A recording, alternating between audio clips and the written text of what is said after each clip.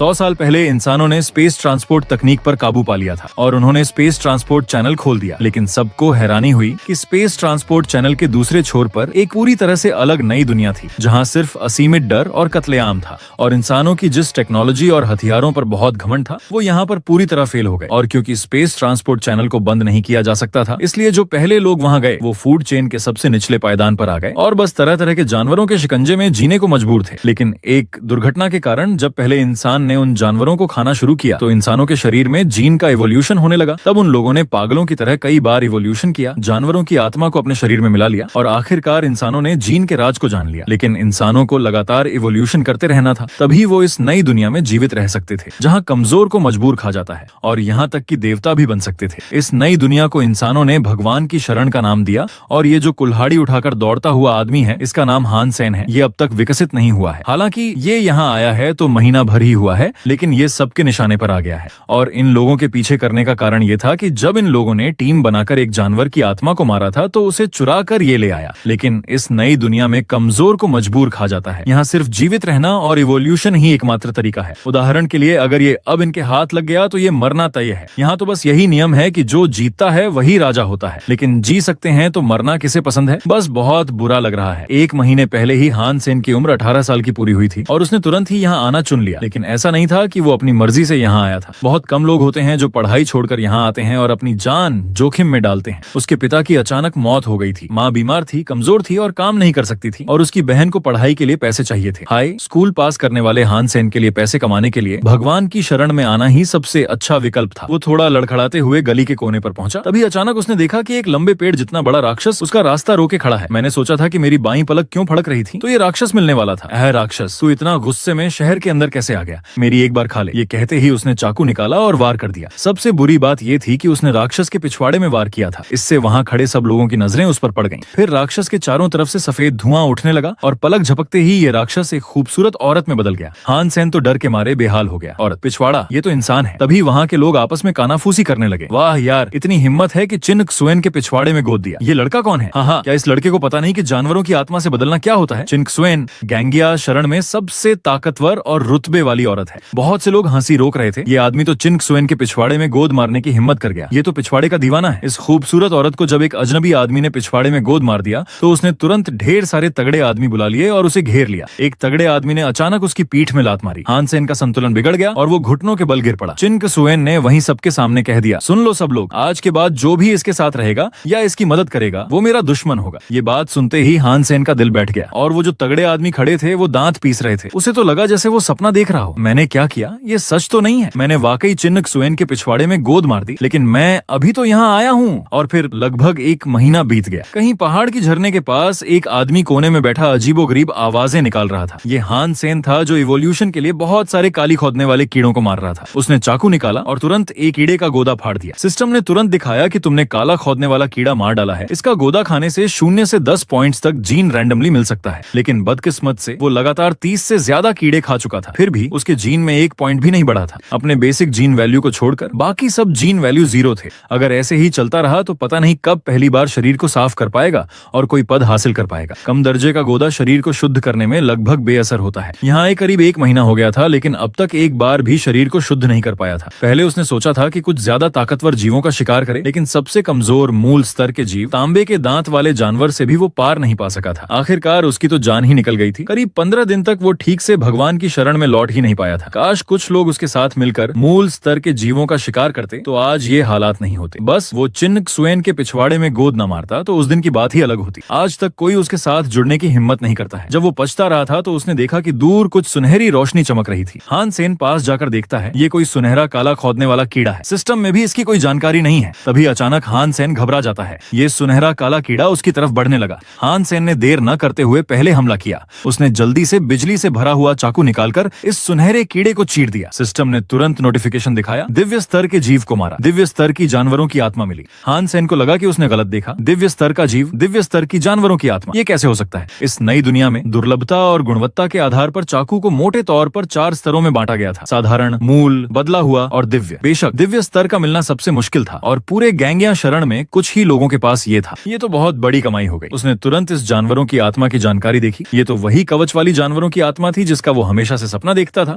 उसे लगा नहीं था कि ये सपना इतनी जल्दी पूरा हो जाएगा। तभी वो जानवरों की आत्मा अचानक सुनहरी रोशनी की किरण बनकर सीधे आसमान की तरफ गई। फिर उसके सामने एक भृंग के आकार की जानवरों की आत्मा दिखी और फिर ये पिघलते हुए तरल की तरफ फैलने लगी और धीरे धीरे हान सेन के शरीर पर चढ़ने लगी। थोड़ी ही देर में हान सेन का पूरा शरीर सुनहरे तरल से लिपट गया। जैसे जैसे सुनहरा तरल धीरे धीरे उतरा, हान सेन का कवच भी धीरे धीरे दिखने लगा। उस समय उसे लगा कि उसका शरीर हल्का हो गया है और उसमें जबरदस्त ताकत भी आ गई थी। वो दिव्य स्तर की जानवरों की आत्मा से बने कवच की बात ही कुछ और थी। आम मूल स्तर की जानवरों की आत्मा से बने कवच की तुलना में ये कितना शानदार था। पहले जब वो देखता था कि किसी के पास मूल स्तर की जानवरों की आत्मा का बदसूरत कवच है तो उसे बहुत देखा करता था। उसे लगा नहीं था कि आज हान सेन खुद एक बहुत बड़े पत्थर के पास आ गया है। वो अपनी असली ताकत जांचना चाहता था। उसने बस एक मुक्का मारा और बड़ी आसानी से उस चट्टान को टुकड़े टुकड़े कर दिया। उसे लगा नहीं था कि जब सबने उसे अकेला कर दिया था तब उसकी किस्मत बदलने वाला दिन भी आएगा। एक आदमी की चाकू निकालने की इच्छा हो रही थी, लेकिन फिर भी वो खाना बना रहा था। मजबूर था, इतनी कीमती चीजें बर्बाद नहीं कर सकता था। पहले जो दिव्य स्तर का उड़ने वाला भृंग खाया था उससे 7 पॉइंट दैवीय जीन मिले थे और अब इसका छिलका पकाकर जो सूप बचा था उसे पीने से शायद कुछ और बढ़ जाए। लेकिन ये जो दिव्य स्तर के भृंग के शरीर से निकला है ये आखिर क्या है? हान सेन ये खूबसूरत क्रिस्टल देख रहा था। ये बहुत अजीब लग रहा था। बिल्कुल भी ऐसा नहीं लग रहा था जैसे ये उस भृंग के शरीर का हिस्सा हो। तभी पास के एक पिंजरे में बंद हरा जानवर लालच से घूर रहा था। तभी अचानक क्रिस्टल हान सेन के हाथ से छिन गया। लेकिन जब वो मुड़कर देखता तब तक बहुत देर हो चुकी थी। पिंजरे में बंद हरे जानवर ने अपनी जीभ से तुरंत क्रिस्टल को उठाया और बिना कुछ सोचे समझे उसे निगल लिया और अंत में अपने होंठ भी चाट लिए। हान सेन तुरंत पागल हो गया। है तेरी, तूने इसे निगल लिया, जल्दी से उगल दे। लेकिन वो हरा जानवर हिला तक नहीं, जैसे मर गया हो। तभी उस हरे जानवर का आकार बढ़ने लगा। उसके शरीर से हरी हरी रोशनी फैलने लगी। अचानक हान सेन की आंखें फटी की फटी रह गईं। ये हरा जानवर इतनी तेजी से बढ़ रहा था कि वो पिंजरे को तोड़ता हुआ हान सेन की तरफ झपटा। हान सेन छोटे छोटे कदमों से पीछे हटता हुआ अपनी कमर से चाकू निकालने लगा। फिर बिजली से भरा हुआ चाकू सीधा उस हरे जानवर के शरीर में घुस गया। हान सेन उसे खून से लथपथ होते देख रहा था। उसका दिल अब भी डर से धड़क रहा था। सिस्टम ने नोटिफिकेशन दिया, शिकार सफल रहा, मूल स्तर के हरे जानवर को मार डाला। हान सेन सन्न रह गया। मूल स्तर के हरे जानवर का स्तर और कम होना चाहिए था। क्या ये उस क्रिस्टल की वजह से हुआ कि वो इवोल्यूशन कर गया? उसने चाकू उखाड़ा। अब उसे समझ में आया कि दिव्य स्तर का काला भृंग क्यों था। दरअसल उसने ये क्रिस्टल निगल लिया था। उसने बेसब्री से फिर से उस क्रिस्टल को निकाला, यानी कि दूसरे जीव भी इस क्रिस्टल के जरिए दिव्य स्तर तक पहुंच सकते हैं। हान सेन ने उसे प्यार से चूम लिया। ऐसे में जल्द ही मैं भी पूरी तरह बदल जाऊंगा। दृश्य बदलता है। हान सेन के घर से बहस की आवाजें आ रही हैं। बड़े भाई के हिस्से का जो देना है वो तुम लोगों को दिया जाएगा, लेकिन पुराना घर अकेले हड़पने की कोशिश मत करना। हान सेन के पिता मरते ही उसके चाचा और मामा आ गए। पुराना घर तो माता पिता की विरासत है, हम बच्चों का भी इसमें हक बनता है। क्या तुम सब अकेले ही हड़पोगे? दूसरे चाचा ने कहा, तुम लोगों ने 20 से ज्यादा साल से यहाँ रहकर बहुत फायदा उठा लिया, अब जरा विरासत में से हिस्सा भी बांट लो। मामा भी सहमत हो गए। दूसरे भाई साहब ने सही कहा। दूसरी चाची ने कहा, ये पुराना घर 3 लाख से ज्यादा का है, या तो हर घर वालों को 1-1 लाख देकर ये घर रख लो या फिर घर बेचकर पैसे बांट लो। हान सेन की माँ के पास उन्हें देने के लिए पैसे नहीं थे। अगर घर बिक गया तो वो बेघर हो जाएगी। लेकिन दूसरे चाचा मानने को तैयार नहीं थे, ढेरों बहाने बना रहे थे।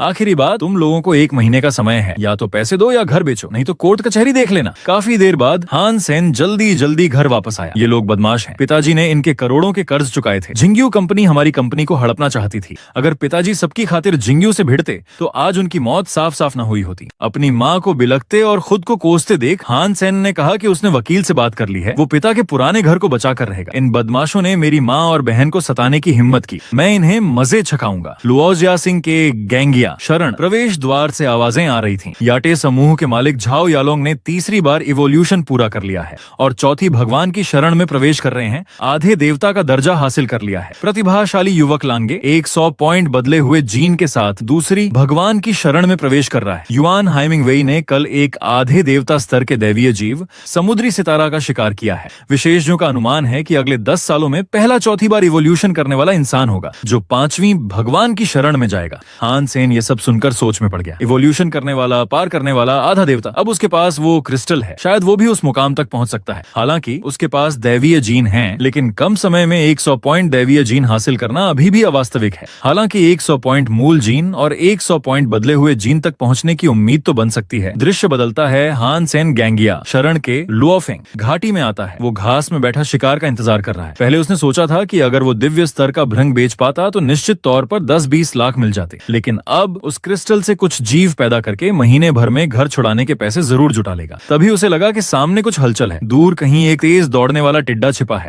अच्छा हुआ उसकी नजर पहले उस पर पड़ गई। इस टिड्डे के शरीर का रंग घास से इतना मिलता था कि सच में उसे देख पाना मुश्किल था। तेज दौड़ने वाला टिड्डा मूल जीन। हान सेन ने बिना कुछ सोचे चाकू निकाला और उस पर झपट पड़ा। लेकिन हैरानी की बात यह थी कि ये तेज दौड़ने वाला टिड्डा उससे भी तेज था। वो बहुत पहले ही हान सेन के ठीक ऊपर आकर मंडरा रहा था। इससे जिसने पहले हमला करने की सोची थी। हान सेन वहीं ठिठक गया और बिना कुछ बचाव किए ही उसने टिड्डे का जानलेवा हमला सीने पर खाया। बुरी तरह चोट खाकर हान सेन करीब 10-12 कदम पीछे हट गया। मेरी जान, बहुत बड़ी भूल हो गई। ये टिड्डा काफी ताकतवर और तेज है। उसे हैरानी हो रही थी कि इतने जबरदस्त हमले के बाद भी उसे एक खरोंच नहीं आई। दिव्य स्तर की जानवरों की आत्मा का कवच वाकई कमाल का है। हान सेन ने तुरंत जवाबी हमला किया। बिजली वाला चाकू निकालकर वो ऊपर कूद गया। फिर सुनहरी रोशनी की किरण देखते ही देखते टिड्डा कमर से 2 टुकड़ों में कट गया। हा, एक कवच हाथ हो तो चारों तरफ जलवा है। शिकार सफल हुआ। मूल स्तर के तेज दौड़ने वाले टिड्डे को मार डाला। शायद बहुत शोर हो गया था, इसलिए ढेर सारे टिड्डे एक साथ उस पर टूट पड़े। लेकिन वो चाहे जितना हमला करे, हान सेन हिलता नहीं था।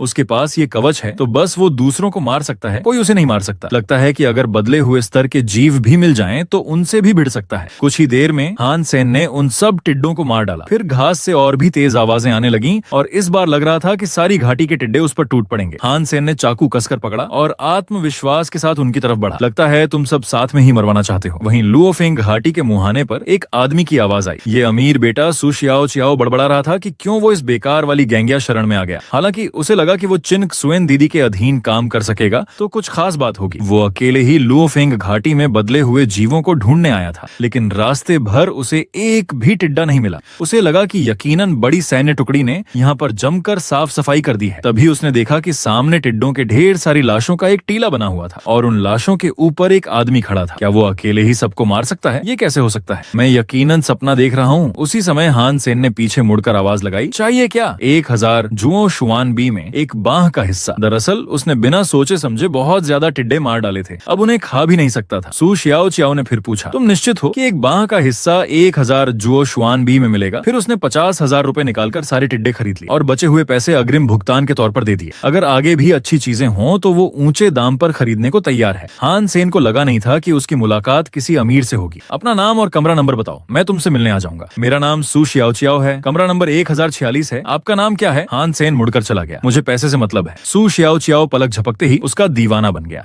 अपने आदर्श को सीधा नाम से न बुलाने के लिए उसने जोर से आवाज लगाई, पैसे वाले भैया, मैं तुम्हारा इंतजार कर रहा हूँ, तुम जरूर आना। दृश्य बदलता है। हान सेन फिर से तांबे के दांत वाले जानवर के इकट्ठा होने की जगह पर आ गया। वो कुछ तांबे के दांत वाले जानवर बिना कुछ सोचे उस पर झपट पड़े। चाकू चलते ही कुछ ही सेकंड में सबसे पहले झपटने वाले कुछ जीवों के शिकार होने का नोटिफिकेशन आ गया। हान सेन ने तांबे के दांत वाले जानवरों को लगभग खत्म ही कर दिया था। उसका में ये चांग इस बार एक को जिंदा पकड़ना था ताकि उसे क्रिस्टल के पास पाल सके। तभी कोने में पड़े एक तांबे के दांत वाले जानवर से मूल स्तर की जानवरों की आत्मा निकली। हान सेन के हाथ फिर से जानवरों की आत्मा लग गई। तांबे के दांत वाले जानवर की जानवरों की आत्मा बहुत डिमांड में है। उसने धीरे धीरे अपना हाथ बढ़ाया। लाश में से जानवरों की आत्मा उड़ती हुई उसके पास आ गई और पलक झपकते ही ये मूल स्तर की जानवरों की आत्मा एक भाले में बदल गई। हान सेन बेसब्र होकर उसे घुमाने लगा। हल्के से इधर उधर मारते ही सामने की चट्टान चूर चूर हो गई। फिर हान सेन तांबे के दांत वाले जानवर को छुपाकर शरण में ले आया। तभी सामने से कुछ लोगों का एक समूह जा रहा था। ये लोग शेन तियानजी के गुट के थे और ये सफेद कपड़ों वाला आदमी चिन शियान का दीवाना है, इस शरण का गुंडा है। उसने हान सेन की तरफ एक नजर देखा। बेकार, इतना कहना था कि उसने कोड़ा निकालकर हान सेन के कंधे पर जोर से मारा। इतनी हिम्मत किसने दी तुझे जो तूने किसी को मूल स्तर का जीव बेचने की हिम्मत की?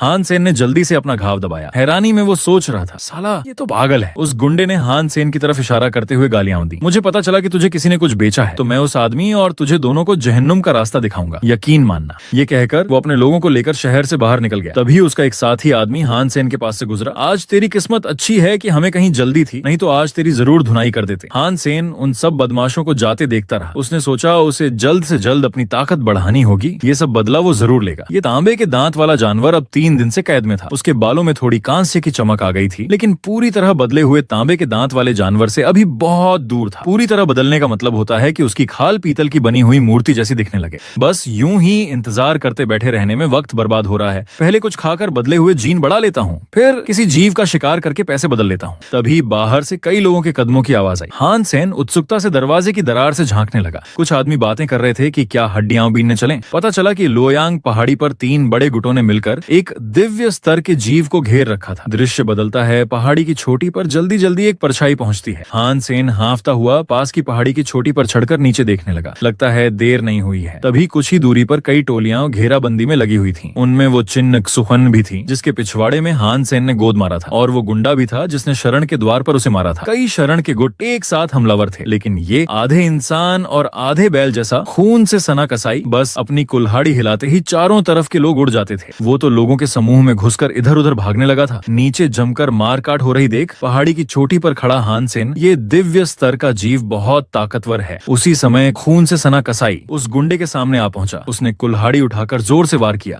किसी तरह गुंडा उछलकर बच तो गया, नहीं तो वहीं कुल्हाड़ी से 2 टुकड़े हो जाता। लेकिन उसकी सवारी की बात ही कुछ और थी। कुल्हाड़ी सीधे उसके ऊपर गिरी। वहां तो सिर्फ खून और लोथड़े ही बिखरे थे। गुंडा तुरंत आग बबूला हो गया। हे भगवान, मेरी बदली हुई जानवरों की आत्मा वाली सवारी, आज मैं तुझे मारकर ही रहूंगा। तब खून से सना कसाई जमकर कत्लेआम मचा रहा था। बहुत से लोग वहीं कुचले गए। कुछ लोगों ने कसाई की पीठ पर तीर चलाए, लेकिन इसका नतीजा ये हुआ कि वो और पागल होकर चारों तरफ कुल्हाड़ी चलाने लगा। बहुत सारे लोगों के टुकड़े टुकड़े हो गए। ये दिव्य स्तर का जीव और वो दिव्य स्तर का काला भृंग, दोनों में कितना फर्क है। कुछ ही देर में ये खून से सना कसाई घेराबंदी तोड़कर भागने वाला था। उसे बचने के रास्ते की तरफ भागते देख गुंडे ने जल्दी से अपना हाथ बढ़ाया, मानो कुछ पकड़ना चाहता हो। फिर हरे रंग की रोशनी का एक गोला तेजी से उसके हाथ में समा गया और वहीं एक दिव्य स्तर का जहरीला छक्का जानवरों की आत्मा वाला बड़ा धनुष बन गया। इस तरह की दिव्य स्तर की जानवरों की आत्मा पूरे गैंगिया शरण में 10 से भी कम लोगों के पास थी। चिन शियान को तो शक हो गया कि ये एक बार इस्तेमाल होने वाला है। गुंडे ने हिम्मत से धनुष को पूरा खींचा। धनुष की डोरी पर तुरंत ऊर्जा से बना एक तीर प्रकट हुआ। फिर हरे रंग की रोशनी की एक किरण तेजी से गई। तभी खून से सना कसाई को भी पीठ पर आता तीर दिखाई दिया। तीर की रफ्तार इतनी तेज थी कि वो बच नहीं पाया और तीर सीधे उसके दिल को चीर गया। गुंडे ने ठंडे स्वर में कहा, मेरे शेन त्यांजी की सवारी भी तू मार सकता है? तुझे जीने की इजाजत किसने दी? ये तीर निशाने पर लगना तय था। ये देख वहां खड़े सब लोगों के होश उड़ गए। उसी समय सुनहरे रंग के रोशनी का एक स्तंभ आधे आसमान से तेजी से गिरा और खून से सना कसाई की तरफ बढ़ने लगा। फिर वहां दिव्य स्तर की जानवरों की आत्मा मिलने का नोटिफिकेशन आया। एक परछाई लोगों के बीच से तेजी से निकली। ये हानसेन था, जिसने आखिरी वार करके दिव्य स्तर के खून से सना कसाई की जानवरों की आत्मा चुरा ली थी। उसने जानवरों की आत्मा हाथ लगते ही बिजली की रफ्तार से मौके से भाग निकला। सू शियाओ चियाओ ने चश्मा समेटते हुए उसे पहचान लिया। पैसे वाले भैया, पैसे वाले भैया। गुंडा उस दूर भागती हुई परछाई को देखकर हैरान रह गया। और तभी हानसेन एक दिव्य स्तर की बड़ी कुल्हाड़ी को कंधे पर लादकर बड़े मजे ले रहा था। शेन तियानजी, इससे तुझे गुस्सा तो नहीं आया? गुंडे ने मुट्ठी बांधकर जोर जोर से गालियां देना शुरू कर दिया। सब लोग उसके पीछे भागो, उस काली माई के लौंडे को पकड़ो, उसके पीछे भागो, सब उसके पीछे भागो। तुरंत एक बैल की तरह दिखने वाला काला घोड़ा उसके पांव के नीचे आया और पलक झपकते ही गुंडे के सारे लोग उसके पीछे दौड़ पड़े। और चूंकि हानसेन की कुल्हाड़ी बहुत भारी थी, इसलिए उसकी भागने की रफ्तार बहुत धीमी हो गई थी। कुछ ही देर में गुंडे के लोग उसके पीछे आ लगे। लग रहा था जल्द ही वो उसे पकड़ लेंगे। गुंडा पीछे से जोर जोर से चिल्ला रहा था, पैसे वाले, अभी नहीं रुका तो तुझे मौत के घाट उतार दूंगा। हानसेन बहुत बेचैन था। उसके पास 8 पॉइंट दैवीय जीन थे, फिर भी ये कुल्हाड़ी उठाई नहीं जा रही थी। चलना भी मुश्किल हो रहा था। जल्दी ही हानसेन की सांस फूलने लगी। वो और नहीं भाग सकता था। उसने आंखें बंद कर लीं और उसके मन में बहुत पछतावा था। माँ शियाओयान, मुझे माफ कर देना। तभी अचानक उसके दिमाग में एक आवाज आई जिससे हानसेन सन्न रह गया। तो क्या तू रुकना चाहता है? क्या तू सच में रुकना चाहता है? ये जानी पहचानी आवाज लगातार उसके दिमाग में गूंज रही थी। दरअसल ये उसके पिताजी की आवाज थी। क्या तूने पक्का कर लिया कि रुकना है? शियाओसेन, हानसेन को अपने बचपन में पिताजी के बताए हुए नसीहतें याद आ गईं। ये सब तो बस एक गेम है। तू अब जाकर उस एनपीसी को मार और फिर 2 लेवल अप हो जा। लेकिन हानसेन ने डर के कारण पिताजी के कहे अनुसार नहीं किया। उसे लगा बेवजह जोखिम लेना ठीक नहीं। पिताजी ने कहा, डर हमेशा रहेगा, तू सिर्फ डर की वजह से पीछे नहीं हट सकता। फिर उन्होंने बड़े आराम से धनुष को पूरा खींच लिया। जीन इवोल्यूशन, असल में ये सब जीवों के जोखिम भरे सफर के सिवा कुछ नहीं है। ये कहते ही धुएं के गोले जमीन पर गिरे और चारों तरफ धुआं फैल गया। तब पिताजी ने बड़ी तलवार हाथ में लेकर धुएं का फायदा उठाते हुए हमला कर दिया। रास्ते के सब रोकने वालों को काटता हुआ वो आखिरकार पहाड़ी पर पहुंचा और जानलेवा वार किया। अगर तू जोखिम लेने से डरेगा तो आगे चलकर शरण में कैसे जीवित रहेगा? इवोल्यूशन के लिए कुछ भी करना पड़ता है शियाओसेन। इस दुनिया की हर चीज गेम के इस दाने की तरह है। जब तू बिल्कुल लाचार हो, चारों तरफ दुश्मन हो, तो क्या तू अचानक ताकतवर बनने का कोई तरीका जानता है? हानसेन बहुत देर तक सोचता रहा, फिर भी इस सवाल का जवाब नहीं देना चाहता था। मुझे पता है तू एक अच्छा लड़का है, तू वैसा सोचना भी नहीं चाहेगा, लेकिन तुझे करना ही होगा। पिताजी मुस्कुराते हुए बोले, भले ही ये सिर्फ एक गेम है, लेकिन असल दुनिया में अक्सर गेम से भी ज्यादा क्रूर होती है। ज्यादातर वक्त तू अपने सिवा किसी और पर निर्भर नहीं हो सकता। पिताजी तेरी तरफ से ये पहली बार कर देते हैं। फिर उन्होंने हानसेन के हाथ में मौजूद तलवार को पकड़ा। इस आदमी ने बड़ी बेरहमी से तलवार अपने सीने में घोंप ली। फिर हानसेन को लेवल अप होने का नोटिफिकेशन मिला। जीना है तो ताकतवर बनना होगा। इस वक्त तू अचानक ताकतवर बनने का कोई तरीका जानता है? हानसेन जोर से चौंका। उसके दिमाग में पिताजी की ये बातें बार बार दोहरा रही थीं। असल में उसके पास भी एक तरीका था। अगर वो सफल हो गया तो अपनी जान बचा सकता था। तभी गुंडा उसके काफी करीब आ गया था। उसने जोर से चिल्लाकर कहा, पैसे वाले, मर। फिर उसने तलवार चलाकर वार कर ही दिया था कि हानसेन के पास अब कोई रास्ता नहीं बचा था। उसने पूरी जोखिम भरी योजना के साथ पलटवार करने की सोची। वो दौड़ते हुए चिल्लाया, दिव्य स्तर के खून से सना कसाई की जानवरों की आत्मा फ्यूज होकर बदल जा। ये कहते ही एक एनर्जी बाहर निकली और सीधे आसमान में चली गई। फिर वो तुरंत खून से सना कसाई की शक्ल में बदल गई। गुंडे की तो देखते ही देखते अक्ल ठिकाने लग गई। वो अपनी आंखों पर यकीन नहीं कर पा रहा था। फिर ये एनर्जी आसमान से तेजी तेजी से नीचे आई और सीधे हान सेन के शरीर में घुस गई। जल्द ही उसने खून से सना कसाई की जानवरों की आत्मा और काले भृंग की जानवरों की आत्मा को मिला दिया और एक पल में वो आधा इंसान आधा घोड़े के शक्ल में बदल गया। वो खिलखिलाकर हंसने लगा। सच में अब मेरा रास्ता साफ है। अब इस तेज रफ्तार वाले दोहरे फ्यूजन वाली जानवरों की आत्मा के साथ मुझे कौन रोक सकता है। उसके पीछे से लगातार बातें आ रही थीं। दो जानवरों की आत्माओं का फ्यूजन होना बहुत मुश्किल काम है। ये इतना खतरनाक काम भागते भागते कर रहा है। ये तो पक्का पागल है। गुंडा फिर भी नहीं मान रहा था। जल्दी करो, सब उसके पीछे भागो। उसी वक्त चिन्ह सुएन के पास खड़े एक तगड़े आदमी ने कहा, पहाड़ के अंदर तो न जाने कितने मोड़ हैं। ये कहीं भी घुस जाएगा। शेन त्यानजी के इतने लोग उसे नहीं ढूंढ पाएंगे। इस बदमाश ने तो सुनहरी बड़ी कुल्हाड़ी भी ले ली और दिव्य स्तर के जीव को मारने के बाद उसकी जानवरों की आत्मा भी ले ली। तभी कुछ आदमी हंसते हुए बोले, शेन त्यानजी तो इस बार बुरी तरह लूट लिया गया। उसने अपना एक बार इस्तेमाल वाला दिव्य स्तर का तीर तो चला दिया, लेकिन बदले में कुछ भी हाथ नहीं लगा। एक ने कहा, सुनहरी बड़ी कुल्हाड़ी की बात ही क्या, उसे दिव्य स्तर की जानवरों की आत्मा मिल गई। ये तो पैसे देकर भी नहीं मिलती। किसी ने पूछा, वो बदमाश कौन था? गैंगिया। शरण में ऐसा कोई शख्स कैसे हो सकता है? किसी ने जवाब दिया, पहले किसी ने चिल्लाकर पैसे वाले भैया कहा था। शायद वो यही था, पैसे वाले भैया। ये नाम तो काफी दमदार है। दृश्य बदलता है। जंगल के किसी अजीब से कोने में हान सेन इस सुनहरी कुल्हाड़ी को दफना रहा था। अपनी ताकत के अनुसार फ्यूजन बदलाव सिर्फ 7-8 मिनट ही टिक सकता था। अच्छा हुआ कि उसने शेन त्यानजी से सीधे भिड़ने के बारे में सोचा भी नहीं था, नहीं तो वो पक्का मर जाता। अभी ये बड़ी कुल्हाड़ी जानवरों की आत्मा की तरह शरीर में नहीं रखी जा सकती थी। उसने मुख्य रूप से शेन त्यानजी को नाराज किया था, लेकिन वैसे तो 3 गुटों ने एक साथ कार्रवाई की थी। मतलब उसने सबको ही नाराज कर दिया था। जानवरों की आत्मा तो जिंदगी का सहारा थी, उसे बेचा नहीं जा सकता था। ये सुनहरी कुल्हाड़ी तो 20 लाख में भी बेची जा सकती थी, लेकिन समस्या ये थी कि इसे खरीदने की हिम्मत किसमें थी। शाम होते होते गैंगिया शरण के प्रवेश द्वार पर 2 आदमी बातें कर रहे थे कि कैसे इस पैसे वाले भैया को पकड़कर मारा जाए। उसी समय हान सेन धीरे धीरे प्रवेश द्वार की तरफ बढ़ा। जो कुछ दफनाना था वो दफना चुका था। क्या तुम लोग मेरी जानवरों की आत्मा भी देख सकते हो? जब वो प्रवेश द्वार पर पहुंचा तो शेन त्यानजी के लोगों ने उसे रोक लिया, लेकिन वो पैसे वाले भैया को पहचान नहीं पाए। उन्होंने कहा, उस निकम्मे पर क्यों वक्त बर्बाद कर रहे हो? क्या वो जैसा बेकार पैसे वाले भैया होगा? फिर उस आदमी ने उसे धक्का मारकर कहा, जल्दी हट यहाँ से, रास्ता मत देख। तब हान सेन की मुस्कान हल्की सी बिखरी। उसे लगा नहीं था कि शहर में आना इतना आसान होगा। एक आदमी ने जैसे ही शहर में प्रवेश किया, उसने देखा कि सब लोग उसके बारे में बातें कर रहे थे। क्या शेन त्यानजी पैसे वाले भैया के गुस्से से खून हग रहा है? पता है, उस बेकार के दिव्य स्तर के तीर की वजह से ये पैसे वाले भैया कितने माहिर हैं। शेन त्यानजी ने गुस्से में अपना पूरा घर ही तोड़ डाला। हान सेन अंदर ही अंदर खिलखिला रहा था। इस सू शियाओ चियाओ ने क्या नाम रखा था? पैसे वाले भैया। अब सब यही नाम से पुकार रहे हैं। उसी वक्त चिन शियान सू शियाओ चियाओ से पूछताछ कर रही थी। अगर मैंने रोका नहीं होता तो शेन त्यानजी तुम्हें जमकर पिटवाता। तो जल्दी बताओ, पैसे वाले भैया आखिर है कौन? शियाओ जी, मैं तो लुओफेंग घाटी में उससे केवल एक बार मिला था। उससे कुछ तेज टिड्डे खरीदे थे, फिर अपने लोगों से उन्हें घर उठवा लिया था। अगर तुम्हें यकीन न हो तो शियाओलियू से पूछ लो। मैं अब तुमसे हिसाब नहीं ले रही हूँ। तुम मुझे पैसे वाले भैया से संपर्क करवा दो। मैं उसके हाथों से दिव्य स्तर की जानवरों की आत्मा और दिव्य स्तर के हथियार खरीदने को तैयार हूँ। ऊंचे दाम दूंगी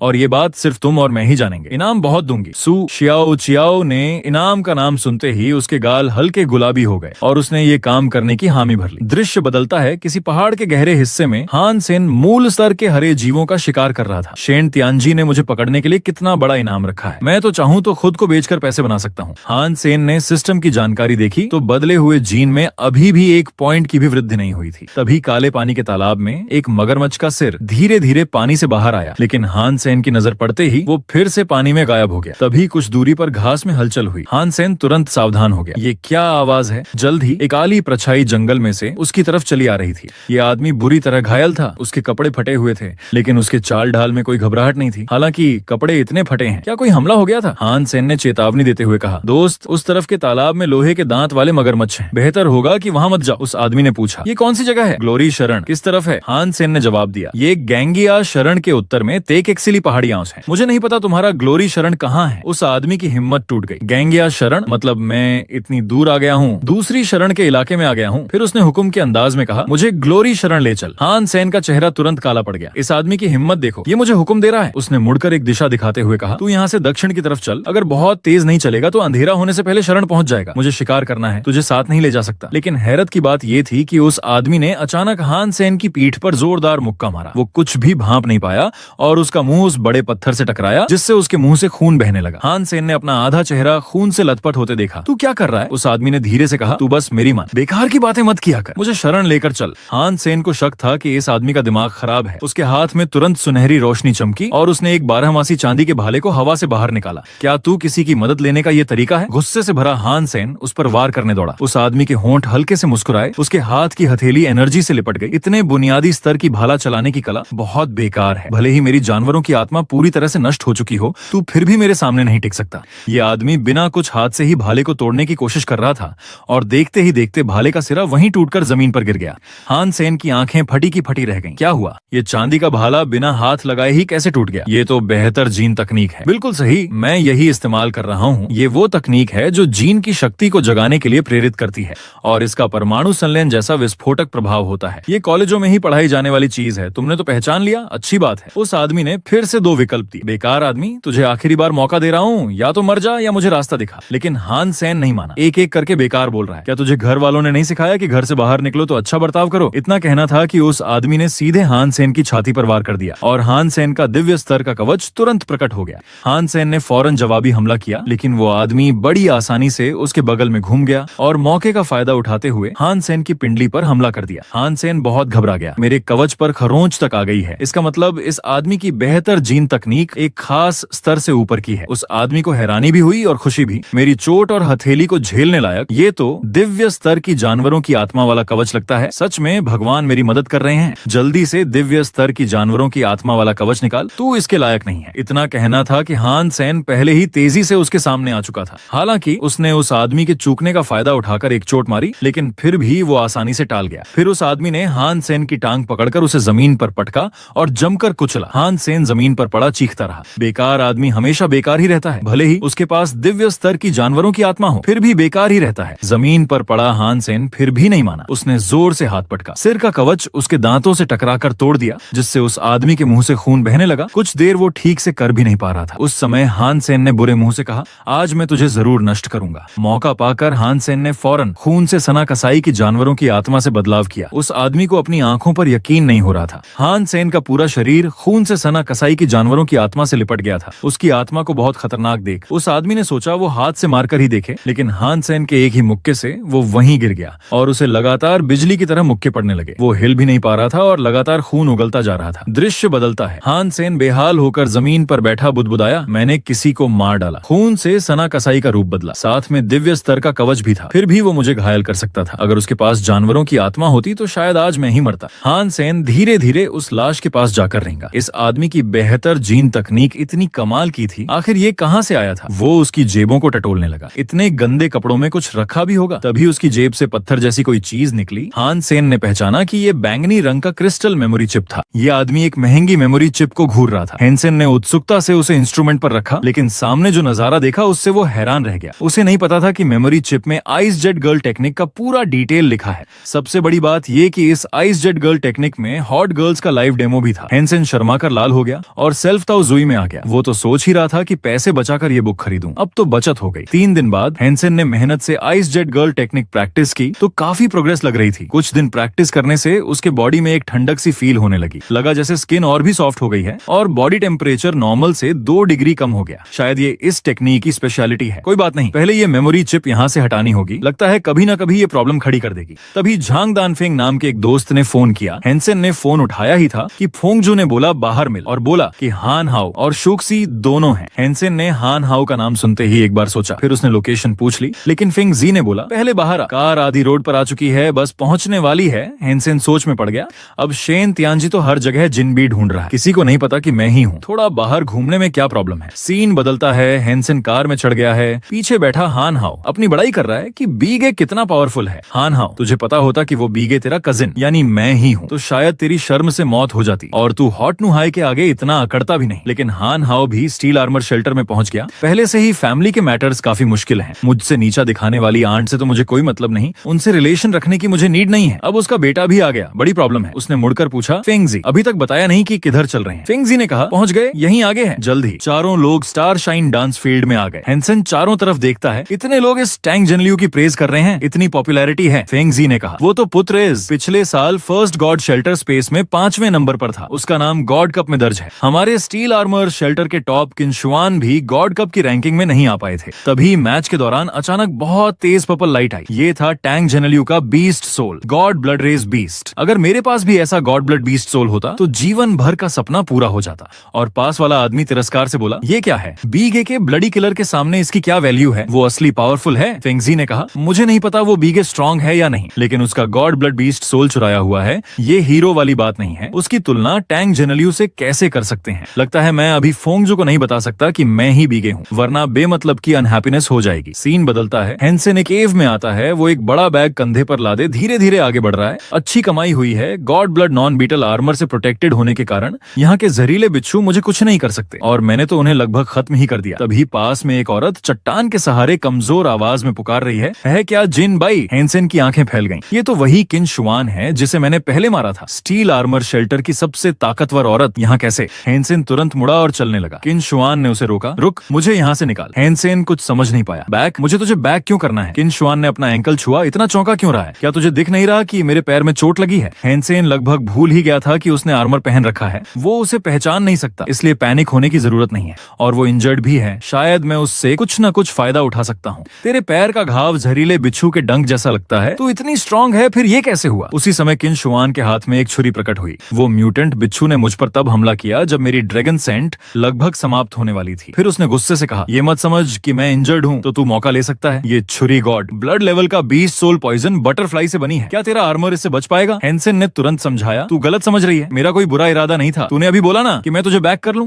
असल में हेंसेन के दिल में काफी पैनिक थी। ये औरत मन पड़ती क्या है? किन शुआन ने शर्त रखी, अगर वो उसे सेफ बाहर पहुंचा देगा तो उसे पैसे देगी। हेंसेन को अभी पैसे की सख्त जरूरत थी। तूने म्यूटेंट जहरीले बिच्छू का मेंशन किया, उसे मारा कि नहीं? मार दिया, पीछे ही है। क्या हुआ? तभी किन शुआन ने देखा कि ये बड़ा बैग सारा जहरीले बिच्छुओं की लाशों से भरा है, और वो बिल्कुल भी घायल नहीं है। हेंसेन ने तुरंत कंडीशन रखी, तुझे बाहर ले जा सकता हूँ, लेकिन एक म्यूटेंट बीस्ट सोल इनाम में चाहिए, और तूने जो म्यूटेंट जहरीला बिच्छू मारा है वो भी मेरा। जल्द ही हेंसेन किन शुआन को पीठ पर लादे शेल्टर के रास्ते पर आगे बढ़ रहा था। किन शुआन ने मन में सोचा, ये आदमी जहरीले बिच्छू की लाश ले जाने के लिए जो नहीं आया उसे वहीं मौके पर खा गया। ये इंसान नुकसान उठा ही नहीं सकता, और जहरीले बिच्छू उसके आर्मर को नुकसान नहीं पहुंचा सकते। कहीं ये भी गॉड ब्लड बीस्ट सोल का ही ट्रांसफॉर्मेशन तो नहीं है? हेंसेन ने म्यूटेंट बीस्ट सोल पकड़ते हुए कहा, गॉड ब्लड बीस्ट सोल नहीं बेचूंगा, लेकिन वेपन के लिए एक म्यूटेंट बीस्ट सोल और 2 लाख तैयार है। किन शुआन ने तुरंत बार्गेन किया, वेपन शेल्टर के बाहर नहीं ले जा सकते, इस्तेमाल लिमिटेड है, एक बार में 6 लाख, ये मेरी लास्ट लिमिट है। हेंसेन ने तुरंत हाँ कर दी, डील, तू पैसे रेडी रख, मैं सुजाओ के थ्रू तुझे टाइम और लोकेशन बताऊंगा। किन शुआन ने मन में सोचा, सच में पैसे का बहुत लालची आदमी है। बातचीत खत्म होने के बाद हेंसेन बैग लादे घर की तरफ चलने लगा, लेकिन सड़क पर उसका छोटा कजिन हान हाउ मिल गया। हान हाउ ने नमस्ते तक नहीं किया, बल्कि वहीं मुंह फेर लिया। हेंसेन ने ये देखा तो बोला, मुझे नहीं पहचानता क्या? पर जैसे ही वो एक संकरी गली में घुसा, हान हाउ तुरंत पीछे भागा और उसे रोका। हेंसेन ने झुंझलाकर पीछे मुड़कर पूछा, क्या हुआ? हान हाउ डांटते हुए बोला, मैंने सुना है तूने किन शुआन और शेन तियानजी से प्रॉब्लम कर ली है, कुछ जरूरी बातें साफ कर लेनी है। हेंसेन ने उसे एक नजर देखा, तू क्या बोलना चाहता है? हम तो स्ट्रेंजर की तरह हैं, और दिल में उसे सब साफ था। हान हाउ, भले ही ये मामले ना हो, तो क्या तू मुझे भाई मानता है? मुझसे हीन समझना मतलब नहीं रखता, हमारे रास्ते ही अलग हैं। हेंसेन अपने कमरे में लौटकर इन दिनों की मेहनत का रिजल्ट देखता है। इतने पैसे हो जाने से आगे लाइफ और अच्छी होगी, पहले माँ और यान यान को लेकर मजा करूं।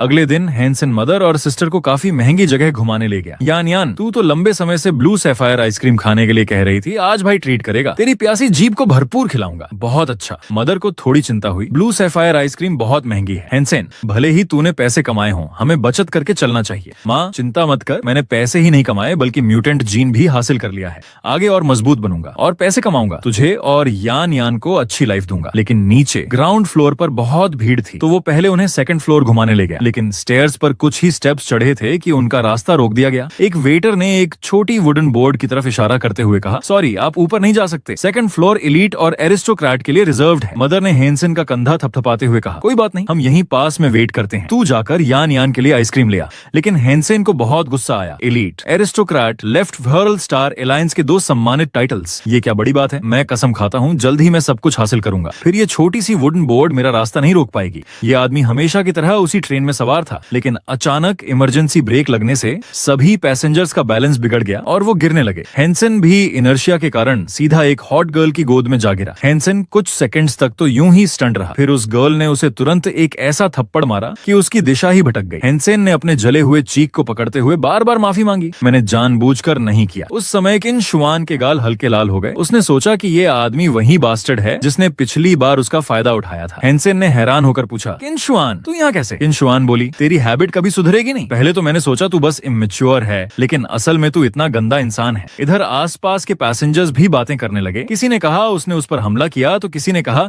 ये आदमी मौका देखकर हॉट गर्ल को छूता है। हेंसेन ने जल्दी से एक्सप्लेन किया, सब गलत फहमी है, अभी ट्रेन ने अचानक ब्रेक लगाया, बहुत से लोगों की तरह मैं भी गिर गया। सब कुछ कोइंसिडेंस था। किन शुआन ने बिल्कुल ट्रस्ट नहीं किया। इतना वल्गर काम करके भी तुझे पछतावा नहीं है? लगता है तू हैबिचुअल ऑफेंडर है। जल्द ही ट्रेन टर्मिनल स्टेशन पहुंच गई। आखिर में जाते समय किन शुआन ने गुस्से से कहा, मैं तुझे आसानी से नहीं छोड़ूंगी, तुझे शेल्टर जाना है ना, मैं तेरी वेट करूंगी। वो जैसे ही ट्रेन से उतरी तो 2 लाइन्स में बिल्कुल सुव्यवस्थित कर्मचारियों ने उसे संबोधित किया, स्टेशन चीफ किन, नमस्ते। हेनसेन घबरा गया। क्या वो स्टेशन चीफ है? यानी वो ट्रांसमिशन स्टेशन का सैन्य कमांडर है? तो भविष्य में वो कभी भी मेरी लोकेशन पता कर सकती है। मुझे अपनी जिन बी वाली आइडेंटिटी पता नहीं चलने देनी है। तभी हेनसेन सोच ही रहा था कि किन शुआन से कैसे बचे कि पीछे से आवाज आई। एक तगड़ा आदमी उसे इशारा कर रहा था, तुझे बुला रहे हैं, वहाँ क्यों खड़ा है? भाई के पास तेरे लिए अच्छा काम है। तुम लोगों का चेहरा कुछ बड़ा काम करने जैसा लगता है। मैं तो छोटा आदमी हूँ, शामिल नहीं होना चाहता। लेकिन उस तगड़े ने आगे बढ़कर उसे पकड़ लिया। तुझे बुलाया है तो आ, इतनी बकवास क्या कर रहा है? तेरे लिए भी कुछ एडवांटेज है। सीन बदलता है। भीड़ भरी क्राउड जंगल के अंदर एक डायरेक्शन की तरफ तेजी से बढ़ रही थी। दरअसल ये सब लोग शेन त्यानजी ने काफी पैसे खर्च करके इकट्ठा किए थे और उसने उन्हें काफी सारे म्यूटेटेड क्रीचर्स भी खिलाए थे।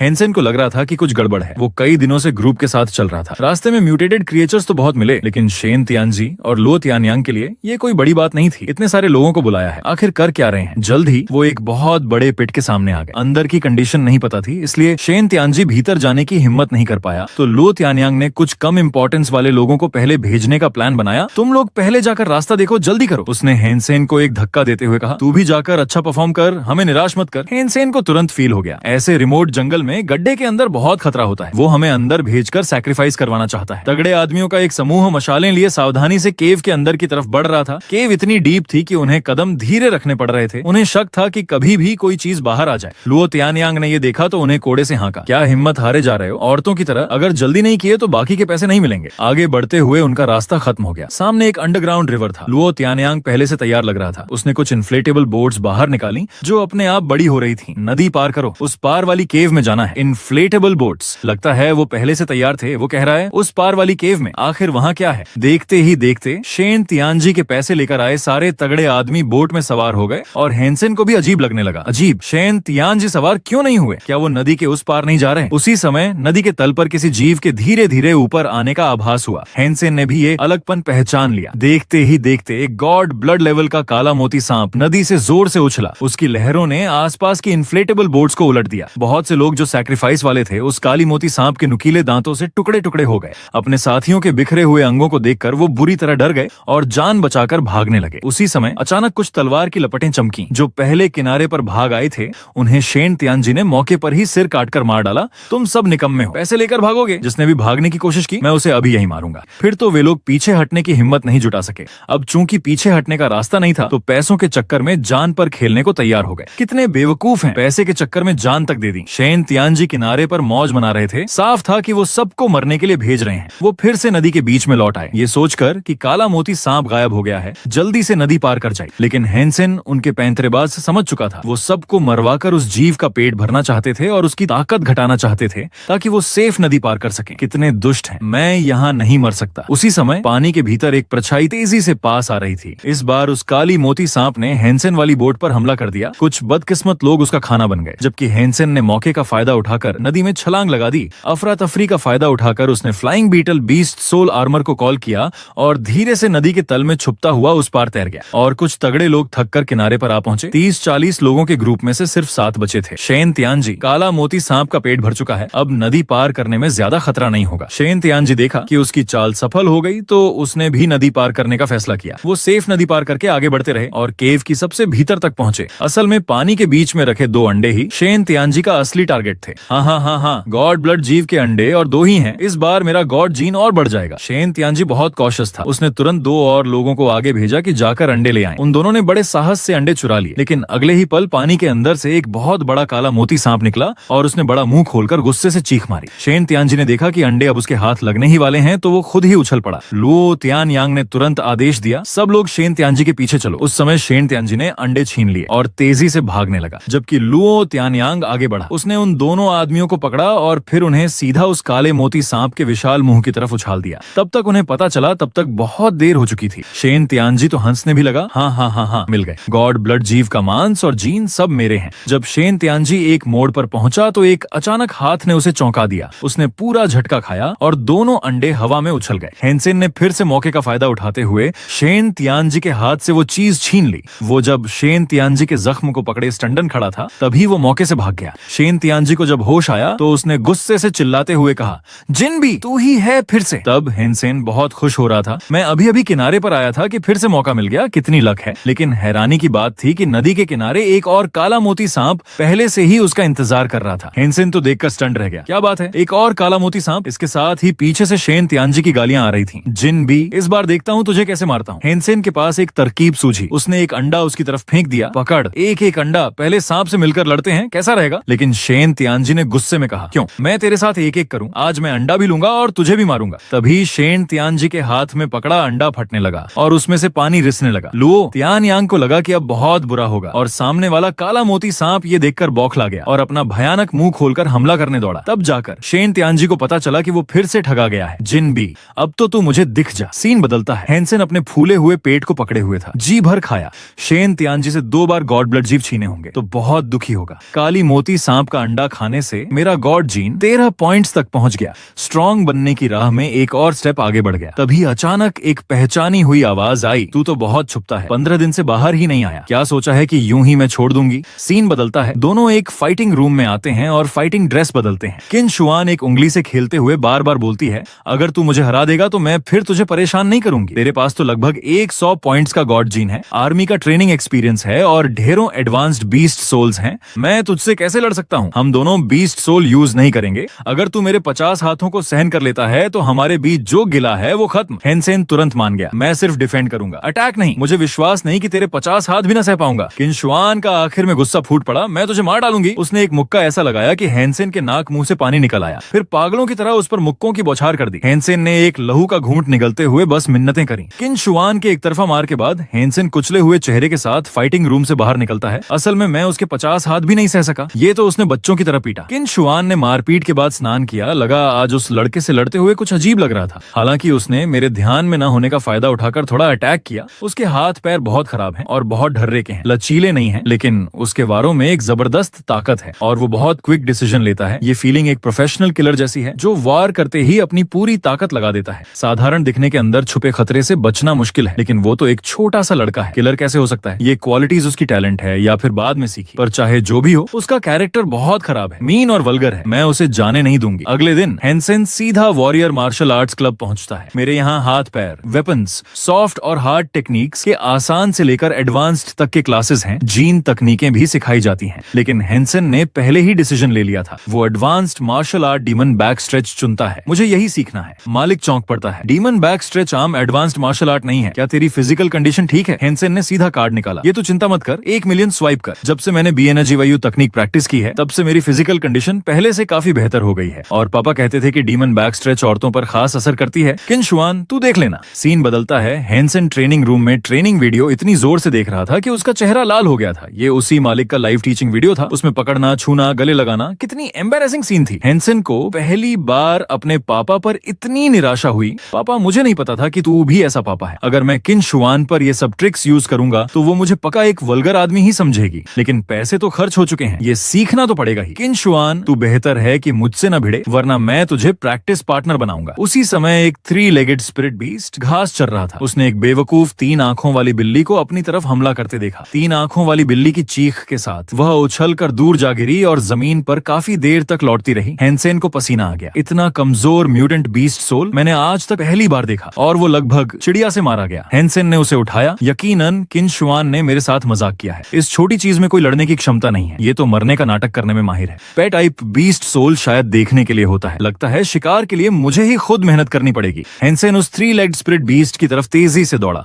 आज का खाना तू ही है। कुछ दिनों के शिकार के बाद हेनसेन आग पर मीट भून रहा था। उसने मीट का एक टुकड़ा बिल्ली के बच्चे की तरफ बढ़ाया। अपनी भूखी निगाहें देख खा। हेनसेन को ये बिल्ली का बच्चा बहुत अजीब लगता है। असल में बीस्ट सोल को खाना खाने की जरूरत नहीं होती। अगर चोट लगी हो या भूख लगी हो तो उसे वॉइड में बुलाकर आराम दिला सकते हैं, लेकिन ये मुझसे भी ज्यादा मजे से खा रहा है। इन दिनों के शिकार से हेनसेन के बेसिक जीन्स फुल हो चुके हैं। हालांकि इस बिल्ली ने कोई मदद नहीं की, लेकिन इसने काफी मनोरंजन दिया और उसने इसका नाम रखा मियाओ जून। तभी दूर से दयनीय आवाज उड़ाती है। एक फटेहाल आदमी भागता हुआ आ रहा है। आगे वाले भाई मुझे बचाओ। लेकिन हेनसेन ने उसे बचाने के बजाय खुद ही भागने लगा। दरअसल वो आदमी एक बड़े ग्रुप ऑफ बीस्ट को अपने पीछे लगा लिया था। भाई भागो मत, मैं तुझे पैसे दूंगा, जितने चाहिए उतने। हेनसेन अपनी दौड़ में लगा रहा। पैसे तो हो लेकिन जान हो तो खर्च करे। वो बीस्ट्स तो हमें रौंद कर चूर चूर कर देंगे। हेनसेन एक चट्टान के किनारे आकर रेंगने वाली बेल से पकड़कर चट्टान पर चढ़ गया। वो आदमी भी उसके पीछे पीछे आया। भाई तेरी मिन्नत है, मुझे ऊपर खींच ले, मुझे जल्दी खींच ले। हेनसेन की मदद से वो भी बच निकला। हेनसेन ने पूछ ही लिया, फ्रेंड तूने ऐसा कौन सा बड़ा पाप किया है कि इतने सारे बीस्ट तेरा पीछा कर रहे हैं? उस आदमी ने सिगरेट दी। कुछ नहीं, मैं बहुत दिनों से रास्ता तय कर रहा था। साथ वाले बीस्ट सोल्स भी खराब हो गए थे। भूख से परेशान होकर एक बेबी बीस्ट खा लिया।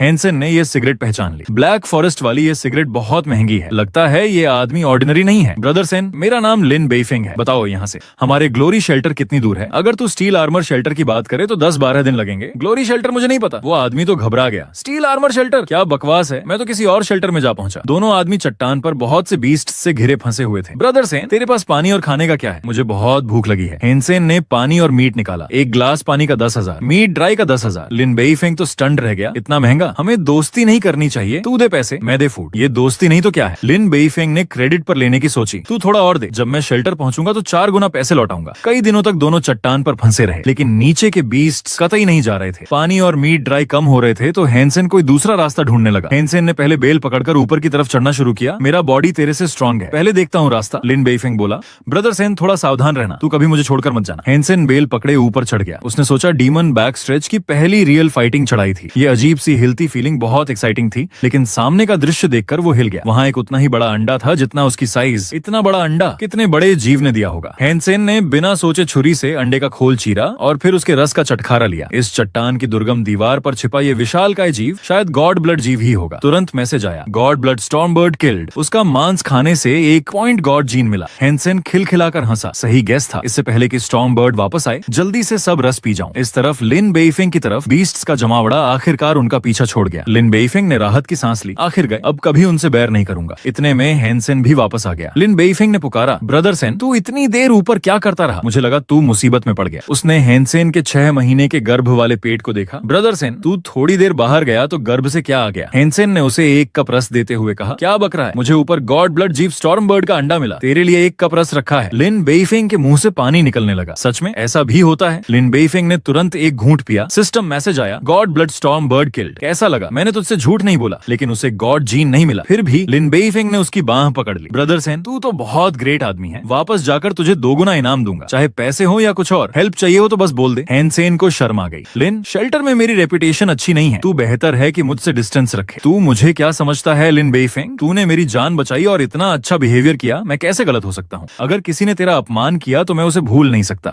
लिन बेइफिंग का सीरियस चेहरा देखकर हेनसेन ने टालते हुए कहा, ठीक है, पहले घर चलते हैं। हेनसेन के मन में आया, ये लड़का काफी सीधा है, ऐसा फ्रेंड बनाने लायक है। स्टॉर्म बर्ड के अंडे ने मेरा गॉड जीन 5 पॉइंट्स बढ़ा दिया। अब कुल 18 पॉइंट्स हो गए हैं। तभी किन शुआन फिर से सामने आ गई। हेनसेन ने हंसते हुए नमस्ते की। स्टेशन चीफ किन, क्या कोइंसिडेंस है। लेकिन अंदर ही अंदर पैनिक हो रही थी। हो गया, फिर इस औरत से लिपटना पड़ेगा। मेरे पीछे आ। किन शुआन ने एक शब्द भी ज्यादा नहीं बोला और मुड़कर चल दी। वो गॉड तकनीक सीख चुका था तो चल दिया। चल ही रहा हूँ, क्या तुझसे डर लगता है? सीन बदलता है। दोनों फिर से फाइटिंग रूम में पहुंचे और फाइटिंग ड्रेस बदली। मेरी डीमन बैक स्ट्रेच अब बिल्कुल परफेक्ट हो चुकी है। पिछली बार जैसी बुरी हालत नहीं होगी। हेनसेन के ध्यान भटकने का फायदा उठाकर किन शुआन ने ही पहले अटैक कर दिया। हेनसेन ने तुरंत रिएक्शन दिया, स्टेशन चीफ किन, तूने स्टार्ट क्यों नहीं कहा? किन शुआन बोली, तुझसे सीखा है, तू भी तो मौका देखकर अटैक करता है ना। किन शुआन ने मुड़कर एक हवा में लात मारी। इस आदमी की खासियत है मौका देखकर अटैक और एकाएक ताकत। जब तक ये मौका न दे इसकी कोई चांस नहीं है। लेकिन हेनसेन बचने के बजाय उसकी तरफ दौड़ा। उसने किन शुआन की जांघ को कसकर पकड़ लिया। सेंसिटिव पार्ट छू जाने से किन शुआन तुरंत लाल हो गई। हेनसेन ने उसकी जांघ को जमीन पर दबाया और किन शुआन जोर से जमीन पर गिरी और जोरदार आवाज आई। उसने सोचा कहीं उसके ब्रेस्ट तो कुचले नहीं। स्टेशन चीफ किन, क्या ये मेरी जीत हुई? हेनसेन मन ही मन खुश था। औरतों के खिलाफ डीमन बैक स्ट्रेच बहुत कारगर है। पापा ने झूठ नहीं बोला। किन शुआन तुरंत गुस्से में आ गई। बेशर्म आदमी, तू जीवन भर मुझसे नहीं जीत सकता। ये कहते ही हेनसेन की पीठ के पीछे एक भयंकर ऊर्जा प्रकट हुई और फिर एक दहाड़ते हुए मॉन्स्टर में बदल गई। वो देखकर मौके से भाग निकला। किन शुआन, तू गलत कर रही है। हमने बीस्ट सोल नहीं यूज करने की बात कही थी। वो बीस्ट सोल उस पर रहम नहीं कर रहा था। अगर हेनसेन समय पर न बचता तो वो उस दीवार की तरह चूर चूर हो जाता जो उसने देखी थी। हेनसेन को पहली बार ऐसा जबरदस्त दबाव महसूस हुआ। उसी समय किन शुआन का गुस्सा थोड़ा कम हुआ तो बीस्ट सोल गायब हो गया। वो उस औरत को घूरता रहा और बड़ी निराशा हुई। अब भी नहीं, बॉडी इवोल्यूशन लेवल और फाइटिंग टेक्निक्स एक्सपीरियंस सब उससे बहुत कम है। सोचा था मैं स्ट्रांग हो गया, लेकिन एब्सोल्यूट पावर के सामने तो मैं कुछ भी नहीं हूँ। उस समय किन शुआन ने भी राहत की सांस ली। ये लड़का मुझे इस तरह पकड़ सका कि मैं गुस्से से अपना बीस्ट सोल ब्लास्ट कर दिया। इसका मतलब ये पिछली बार से भी स्ट्रांग हो गया है। हमेशा से ऐसे ही कमजोर बन रहा था क्या? मुझसे इतनी बड़ी गलती हुई। देखती हूँ तुझे कैसे सुधारती हूँ। अगले कुछ दिनों में किन शुआन हेनसेन को बराबर लड़ने के लिए बुलाती रहती। वो सोचती थी कि हेनसेन जानबूझकर लड़ नहीं रहा है, थोड़ा सीरियस हो, तेरी रियल ताकत इससे ज्यादा होनी चाहिए। हैनसेन ने सोचा, वो हर दिन मुझसे लड़ती है, लगता है मैंने उसे बहुत नाराज कर दिया है। मैं भी इस मौके का फायदा उठाकर टेक्निक प्रैक्टिस कर सकता हूँ, क्योंकि इतनी हॉट और एक्सपर्ट लेडी से प्रैक्टिस करने का मौका बार बार नहीं मिलता। ये आदमी अभी ग्रैपलिंग रूम से बाहर आया था कि उसे आवाज लगी, सेनगे, मैं अपनी एडल्टहुड सेरेमनी पास कर चुका हूँ, अब मैं शेल्टर वर्ल्ड में एंट्री ले सकता हूँ। हान सेन सोच में पड़ गया, उसे लगा ही नहीं था कि इतनी जल्दी वक्त गुजर जाएगा और अब तुम्हें भी यहाँ बड़ा होना है। शुएची, तभी आसमान में अचानक एक कार धीरे धीरे उतर रही थी और जल्द ही एक आदमी बाहर निकला। छोटी बहन, मैंने तो पहले ही कहा था, घर वाले ट्रांसफर डिवाइस का इस्तेमाल कर लेती। ट्रांसफर स्टेशन जैसी जगहों पर आने से बेवजह कुछ बोरिंग लोगों का चक्कर लग जाता है। शुएची तुरंत आगे बढ़कर समझाने लगी, चौथे भाई, गलत मत समझना, वो मेरा बचपन का दोस्त है, हान सेन। तब हान सेन ने दोस्ती से हाथ बढ़ाकर ग्रीटिंग की, लेकिन चौथे भाई ने तिरस्कार से कहा, तुम्हारे जैसे लोगों को छोटी बहन का दोस्त बनने का कोई हक नहीं है, आगे से उसके पीछे मत घूमना, नहीं तो मैं तुम्हारे साथ बुरा बर्ताव करूंगा। ये कहकर वो मुड़ने ही वाला था कि हान सेन ने जवाब दिया, क्या तुम मेरी बात कर रहे हो? चौथा भाई तेजी से पलटा, लगता है तुम बिल्कुल भी मानने वाले नहीं हो, है ना? तो फिर मैं तुम्हें अपनी औकात दिखाता हूँ। बात खत्म होते ही चौथे भाई ने पैर उठाया और किक मारने ही वाला था। हान सेन ने उसका हर एक मूव पहले ही भांप लिया था। क्लोज रेंज फाइटिंग और एविल स्प्रिट क्लिंगिंग तो किसी एंसेस्टर लेवल की थी, यहाँ तक कि किन शियान को भी नुकसान उठाना पड़ा था। तुम्हारी औकात ही क्या है? वो इतना रिएक्ट भी नहीं कर पाया और हान सेन ने उसे एक ओवरहेड शोल्डर थ्रो के साथ जमीन पर पटक दिया। अचानक हुए दर्द से चौथा भाई चीखने लगा। शुएची के चेहरे का रंग उड़ गया। सेनगे, रुक जाओ। हान सेन ने और परेशान नहीं किया, टेंशन मत लो, तुम्हारा चौथा भाई इतना स्ट्रांग है, गिरने से कुछ नहीं होता, मैंने तो बस उसे एक आदमियों वाला ग्रीटिंग गिफ्ट दिया है। हान सेन वहाँ से मुड़ गया, अब देर हो गई है, मैं वापस जा रहा हूँ। शुएची, अगली बार वक्त मिले तो साथ में खाना खाएंगे। तब चौथा भाई बहुत ही खतरनाक अंदाज में मुस्कुराया। हान सेन, इंटरेस्टिंग है। हान सेन, है ना? चौथे भाई, तुम सेनगे को मत परेशान करना। सीन बदलता है, हान सेन ऑनलाइन फोरम देख रहा है। आजकल पहाड़ों में जाकर एलियन क्रिएचर्स का शिकार करने का मौका ही नहीं मिलता। पैसे कमाने हैं तो जल्दी से फोरम पर कोई काम ढूंढना होगा। ये ऑफिशियल अलायंस वेबसाइट नहीं है, लेकिन यहाँ पर रिक्रूटमेंट और ट्रेडिंग के लिए काफी सारी जानकारी है और रिप्लाई करने वालों की भी कोई कमी नहीं है। अचानक हान सेन की नजर एक जाने पहचाने नाम पर पड़ी। वो था लिन शाओ का पोस्ट। उसने अपने असली नाम से रजिस्टर किया हुआ था। वो बीस्ट सोल्स और म्यूटेंट क्रिएचर्स के फ्लैश और ब्लड को खरीदना चाहता है और उसने बहुत ऊंचे दाम लिखे हैं, लेकिन आजकल ये सब चीजें काफी महंगी हैं, इतनी आसानी से हाथ नहीं लगती। और दूसरे पोस्ट में किसी ने बहुत ऊंचे पैसों पर बॉडीगार्ड चाहिए, शर्त ये है कि अकेले 10 ओरिजिनल क्रिएचर्स से निपट सके। इतना आसान है, जल्दी से अप्लाई करता हूँ। हालांकि इन अमीर बच्चों को हंटिंग के लिए प्रोटेक्ट करना काफी मुश्किल है, लेकिन एक दिन के 10,000 करीब आधे महीने में 1.25 लाख हो जाएंगे। पिछली बार bronze moon spear snow dragon flame से डैमेज हो गया था, अब जल्दी से कोई और हथियार ढूंढना होगा। ये है ब्लैक वॉरियर सीरीज का कंपोजिट बो और एज सीरीज का कंपोजिट स्वॉर्ड। इस तीर कमान के कॉम्बो की डैमेज काफी बहुत है। बाजार में इसकी कीमत 70 लाख है। पोस्ट को डाले हुए काफी समय हो गया है, कोई खरीदार नहीं है। ये कमान है ब्लैक वॉरियर सीरीज की डूम्सडे सोल। सबसे दूर 800 मीटर तक मार कर सकती है। 300 मीटर के अंदर तो स्टील आर्मर को चीर देना भी बहुत आसान है, लेकिन मुश्किल ये है कि कमान को खींचने के लिए अलायंस स्टैंडर्ड के हिसाब से 7.0 से ऊपर की ताकत चाहिए, और मैं बिंग जी और बूशू की मदद से मुश्किल से 8.0 तक पहुंच पाया हूँ। तीरंदाजी मैंने कभी सीखी थी, लेकिन मेरे पास अब केवल 10 लाख बचे हैं। क्या वो मुझे बेचने को राज होगा? काफी देर तक कोई जवाब नहीं आया। क्या वो ऑफलाइन है या फिर कम पैसों की वजह से मना कर रहा है? सच में अच्छी चीज के लिए सिर्फ 10 लाख देना थोड़ी बहुत ज्यादा ही है। तभी कंप्यूटर से अचानक DDD की आवाज आई। हान सेन तुरंत उत्साहित हो गया। कोई बात नहीं, क्या उसने हाँ कर दी और सीधा ट्रेडिंग वेबसाइट भेज दी? हाँ, मेरी किस्मत को तो मैं चुनने में माहिर हूँ। जल्द ही अगले दिन उसे कुरियर कंपनी से डूम्सडे सोल डिलीवर हो गया। हान सेन बेसब्री से कमान खींचने की कोशिश करने लगा। ये फीलिंग कमाल की थी। अगली बार जब शेन त्यानजी के ब्लड क्रिएचर को लूटना हो तो खतरा मोल लेने की जरूरत नहीं पड़ेगी। 3 दिन बाद हान सेन बॉडीगार्ड बनने के लिए भर्ती वाली जगह पर पहुंचा। उसने सोचा भी नहीं था कि इस पोस्ट के लिए इतने सारे लोग अप्लाई करेंगे। हान सेन को तो यही लगा था कि उसे ही अकेले चुना जाएगा। तभी एक यंग लॉर्ड ने हान सेन की तरफ इशारा करते हुए हंसते हुए कहा, अरे ये तो पीपी क्रेजी डेविल है, पीठ पर तीर कमान लटकाए काफी स्टाइलिश लग रहा है। तब बाकी अप्लाई करने वाले भी उसकी उड़ाने लगे। तुम यहाँ इन यंग लॉर्ड्स की प्रोटेक्शन के लिए आए हो, मुझे लगता है ये लोग तुम्हारी प्रोटेक्शन किया करें। हाँ। हान सेन ने बेबसी से जवाब दिया, अगर तुम्हें लगता है कि मैं तुम लोगों की प्रोटेक्शन करने लायक नहीं हूँ तो मैं अभी चला सकता हूँ, लेकिन युआन यंग लॉर्ड ने ठान लिया, तुम रुको, तुम मेरे बॉडीगार्ड बनोगे। इससे दूसरे अप्लाई करने वाले बेचैन हो गए। यंग लॉर्ड, आपको पक्का है? अगर सच में खतरा आ गया तो ये सबसे पहले भागेगा। लेकिन युआन अभी भी अपनी बात पर अड़ा रहा। कॉन्ट्रैक्ट पर साइन करते हुए बोला, मैंने इसे चुन लिया है, तुम लोग खुद कोई दूसरा ढूंढ लेना। एक तगड़े आदमी ने उसे जानबूझकर टक्कर मारी और मजाक उड़ाया, तेरी किस्मत तो बहुत अच्छी है यार, पर युआन यंग लॉर्ड की नेक नियति को मत खोना। हान सेन ने लापरवाही से कहा, मेरी किस्मत हमेशा से अच्छी रही है। सीन बदलता है। कई तगड़े बॉडीगार्ड उन यंग लॉर्ड्स को लेकर जंगल के अंदर आए। एक बॉडीगार्ड ने दूर की तरफ इशारा करते हुए कहा, जल्दी देखो, वहाँ पर ओरिजिनल क्रिएचर है। तभी आसपास के घने जंगल में एक काली परछाई तेजी से गुजरी और ये सब बेकार लोग अपनी औकात दिखाने के लिए आपस में लड़ते हुए उसकी तरफ दौड़ पड़े। जबकि हान सेन ने आराम से अपने तरकश से एक तीर निकाला, लेकिन उसने कमान को पूरा नहीं खींचा, बस बिना ध्यान लगाए एक तीर छोड़ दिया। चूंकि तीर क्रिएचर को नहीं लगा था तो आसपास मौजूद लोगों ने उसकी खूब हंसी उड़ाई। हान सेन ने फिर से तीर निकाला। डूम्सडे सोल की फ्लेक्सिबिलिटी सच में कमाल की है, बस मुझे अपनी ताकत थोड़ी और बढ़ानी होगी। तभी एक बॉडीगार्ड ने ताना मारा, 20 मीटर के अंदर भी तुमसे निशाना नहीं लगता, तुम्हें युआन यंग लॉर्ड का बॉडीगार्ड बनते शर्म नहीं आती? हान सेन ने पॉलिटिकली जवाब दिया, मैं प्रैक्टिस कर रहा हूँ। उस बॉडीगार्ड ने बेइज्जती से कहा, तुम्हारे लेवल पर प्रैक्टिस भी करते हो, बहुत शर्म की बात है। हान हाओ ने भी जल्दी से किनारा कर लिया, याद रखना कहीं कहना मत कि तुम मुझे जानते हो। कई नौसिखिए यंग लॉर्ड्स 3 ओरिजिनल लेवल के ब्लैक स्पॉटेड बीस्ट्स का सामना कर रहे थे और उन्होंने बॉडीगार्ड्स को हाथ लगाने से साफ मना कर दिया था। लेकिन हैरानी की बात यह थी कि इन नौसिखियों ने आसानी से उन ओरिजिनल बीस्ट्स को मार डाला। ये देखकर हान सेन मन ही मन उनकी तारीफ किए बिना नहीं रह सका। असल में इन यंग लॉर्ड्स की प्रैक्टिस काफी अच्छी है। पहले उन्हें किसी और की जरूरत थी, सिर्फ इसलिए क्योंकि उनके पास एक्सपीरियंस नहीं था। इन कुछ दिनों के एक्सरसाइज से उनमें काफी सुधार आया है।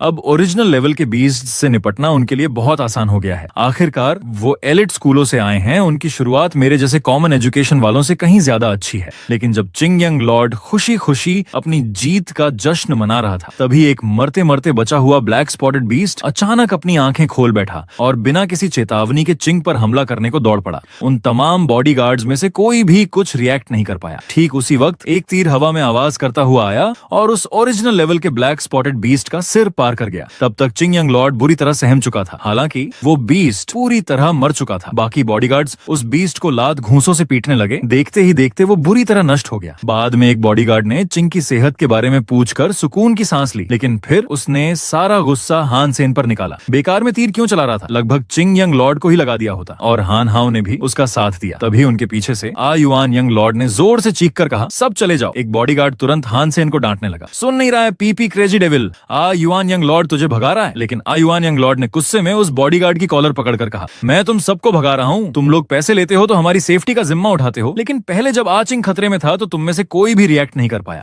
अब एकमात्र व्यक्ति जिसने साहस दिखाया उसी के साथ बुरा बर्ताव कर रहे हो। कितनी बेइज्जती है। अब से मैं तुम में से किसी को नहीं देखना चाहता। लेकिन उस आदमी ने अभी भी बेरुखी से कहा, युआन यंग लॉर्ड, तुम हमें जाने को कह सकते हो, लेकिन कॉन्ट्रैक्ट के मुताबिक ये तुम्हारी तरफ से ब्रीच है तो हमें बचे हुए पैसे देने होंगे। हमेशा अमीर रहने वाले युआन यंग लॉर्ड को ब्रीच से कोई मतलब नहीं था। उसने जेब से पैसों की एक मोटी गड्डी निकालकर आसमान में उछाल दी और बोला, ले जाओ ये अपने बेकार का सामान। वो आदमी बुरी तरह हान सेन से बोला, तू देख लेना। हान सेन ने उसी सादगी से जवाब दिया, अच्छे से जाओ। तब जो चिंग यंग लॉर्ड अभी अभी मरते मरते बचा था वो थैंक्स बोलने आया। उसने कॉन्ट्रैक्ट पर अपना नाम हान सेन ही लिखा था और वो इस्तेमाल कर रहा था ब्लैक वॉरियर सीरीज की डूम्सडे सोल। तो उसे खींचने के लिए कम से कम अलायंस स्टैंडर्ड के 7.0 से ऊपर ताकत चाहिए। चिंग यंग लॉर्ड के रोंगटे खड़े हो गए। 7.0 ये इतना ताकतवर है? मैंने कहा ना कम से कम। उसने पलक झपकते ही कमान खींचकर तीर चला दिया और उसकी एप्रेसी भी बहुत शानदार थी। मेरे अनुमान से उसकी ताकत कम से कम 8.0 के आसपास होगी। सेनगे, हम दोस्त बन जाएं। भविष्य में तुम्हें हमारी मदद की जरूरत पड़ सकती है। चिंग यंग लॉर्ड, आप बहुत मेहरबान हैं।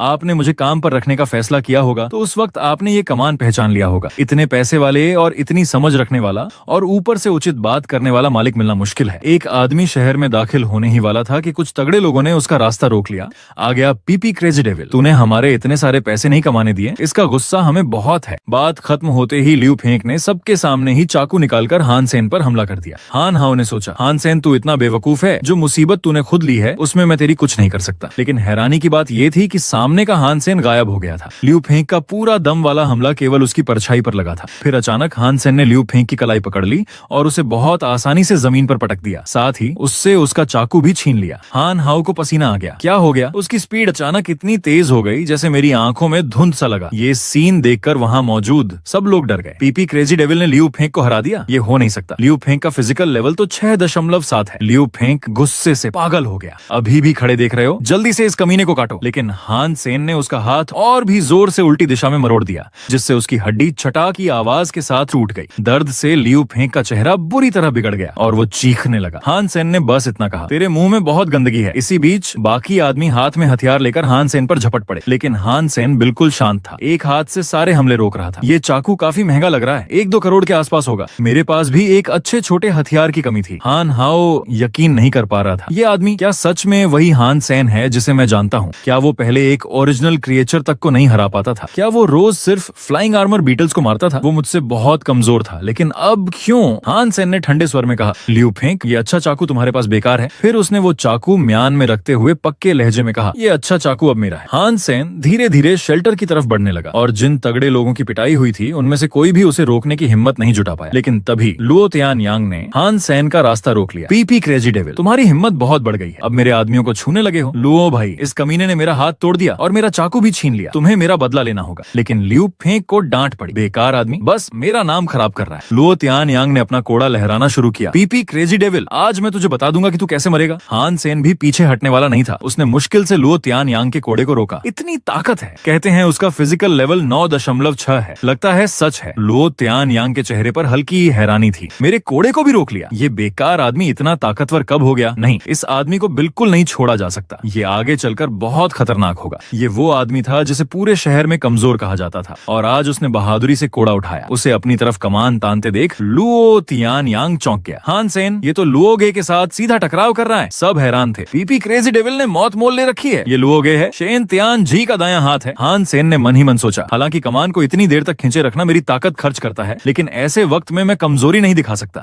अगर लुओ तियानयांग ने थोड़ी भी हरकत की तो एक ही तीर से उसकी जान ले लूंगा। लेकिन तभी इस स्टील शेल्टर में सबसे ताकतवर औरत अपनी बड़ी टोली लेकर आ पहुंची। हान सेन, अपना तीर नीचे करो। फिर उसने पलटकर कहा, लुओ तियानयांग, तुम भी अपना कोड़ा वापस रखो। लुओ तियानयांग ने मना कर दिया, नहीं चलेगा क्विन जी, ये पीपी क्रेजी डेविल पहले भी तुम्हारी बेइज्जती कर चुका है, आज मुझसे हाथ उठाने लगा है, मैं इसे मारकर ही रहूंगा। उसकी बात खत्म होते ही क्विन शिवान ने बैंगनी रंग की एक ऊर्जा फेंककर ठीक लुओ तियानयांग के कोड़ा चलाने वाले हाथ पर लगाई। लुओ तियानयांग अपना संतुलन खो बैठा और तुरंत घोड़े से नीचे गिर पड़ा। क्विन शिवान ने आंखों ही आंखों में उसकी तरफ देखते हुए कहा, मैं अपने लोगों को खुद ठीक कर लूंगी, किसी और को दखल देने की जरूरत नहीं है। ये कहकर वो आलीशान अंदाज में हान सेन के सामने से गुजरी और एक टोकन दे गई। क्या सोच रहा है, चल। हान सेन पहली बार कुछ कहने की हिम्मत नहीं जुटा पाया। लुओ तियानयांग क्विन शिवान से भिड़ने की हिम्मत नहीं रखता था, इसलिए उसे मजबूरन आंखों देखा हान सेन को शहर में जाते देखना पड़ा। लोगों में चर्चा होने लगी। क्विन शिवान ने कहा कि पीपी क्रेजी डेविल उसका आदमी है, तो क्या उसे ये वाली पसंद है? लगता है वो उसके दीवानेपन में है। ये बहुत बुरा हुआ, मैं इसे ऐसे नहीं छोड़ूंगा, बिल्कुल नहीं छोड़ूंगा। सीन बदलता है। क्विन शिवान ने हान सेन को शूटिंग स्क्वाड में शामिल होने का ऑफर दिया, लेकिन उसने मना कर दिया। क्विन शिवान ने कहा, आज तुमने लुओ तियानयांग से दुश्मनी मोल ले ली है बिना मेरे सहारे के, क्या तुम्हें लगता है वो तुम्हें छोड़ेगा? ऊपर से डूम्सडे सोल इस्तेमाल करने लायक होना, इसका मतलब तुम में हुनर है। हान सेन ने बेपरवाही से कहा, क्विन मिस, तुम्हारी मेहरबानी का शुक्रिया, मैं अपने काम खुद सुलझा लूंगा। पूरे स्टील शेल्टर में केवल मेरे पास ही शूटिंग स्क्वाड है, मेरे साथ रहोगे तो आगे चलकर मिलिट्री अकादमी में जाने में फायदा होगा। हान सेन तुरंत पलटा, किसने कहा मैं मिलिट्री अकादमी जाऊंगा? मेरा फिजिकल लेवल अभी यूनिवर्सिटी के स्टैंडर्ड को पूरा नहीं करता। क्विन शिवान ने कहा, है ना, ये मानक आम लोगों के लिए मुश्किल है, लेकिन तुम्हारे जैसे इंसान के लिए ये बिल्कुल भी बड़ी बात नहीं है। हान सेन दंग रह गया। ऐसा लग रहा था कि वो कुछ छुपा रही थी। तुम ये क्या कहना चाहती हो? तुम दिखने में एक नौसिखिए और छोटे रोल वाले लगते हो, लेकिन असल में तुम में काफी दम है। तुम कैसे इतने ताकतवर बने ये कोई मायने नहीं रखता। मेरे लिए सबसे जरूरी है अपने काम के लायक लोगों को अपने साथ लेना। हान सेन ने बात का रुख बदलते हुए पूछा, तो जो मैंने पहले तुम्हारे साथ किया था उससे तुम नाराज नहीं हो? क्विन शिवान के चेहरे का रंग तुरंत बदल गया। वो बात फिर कभी मत उठाना। अगर तुम मिलिट्री अकादमी नहीं गए और कोई अरिस्टोक्रेट टाइटल भी नहीं है, तो जब देश की सेवा करने का वक्त आएगा तो सिर्फ एक साधारण सैनिक बनकर काम आएगा, बस तोप के चारे का काम ही मिलेगा। हान सेन ने उसकी बात को हल्के में लिया। तुम्हें कैसे पता कि मुझे अरिस्टोक्रेट टाइटल नहीं मिल सकता? उसने मन ही मन सोचा, जब तक मैं बिंगजी और युगुशु की प्रैक्टिस करता रहूंगा और हायर लेवल के जीन पालूंगा तो अरिस्टोक्रेट टाइटल पाना मुश्किल नहीं होगा। क्विन शिवान ने गुस्से में उसकी कॉलर पकड़ ली। मैं कहती हूँ तुम्हें नहीं मिलेगा तो नहीं मिलेगा, कोशिश करके देखना चाहते हो? हान सेन तुरंत नरम पड़ गया। ठीक है, मैं समझ गया, मैं शूटिंग स्क्वाड में शामिल हो रहा हूँ, लेकिन दिल में खूब साफ था, कमबख्त, इस औरत के पास मिलिट्री का करप्शन है। अगर इसने सच में मुझे फंसाना चाहा तो मेरे लिए मुश्किल हो जाएगा। यह आदमी अपनी बहन को स्कूल ले जा रहा था कि दूर से ही उसकी नजर अपने बेशर्म चाचा पर पड़ी।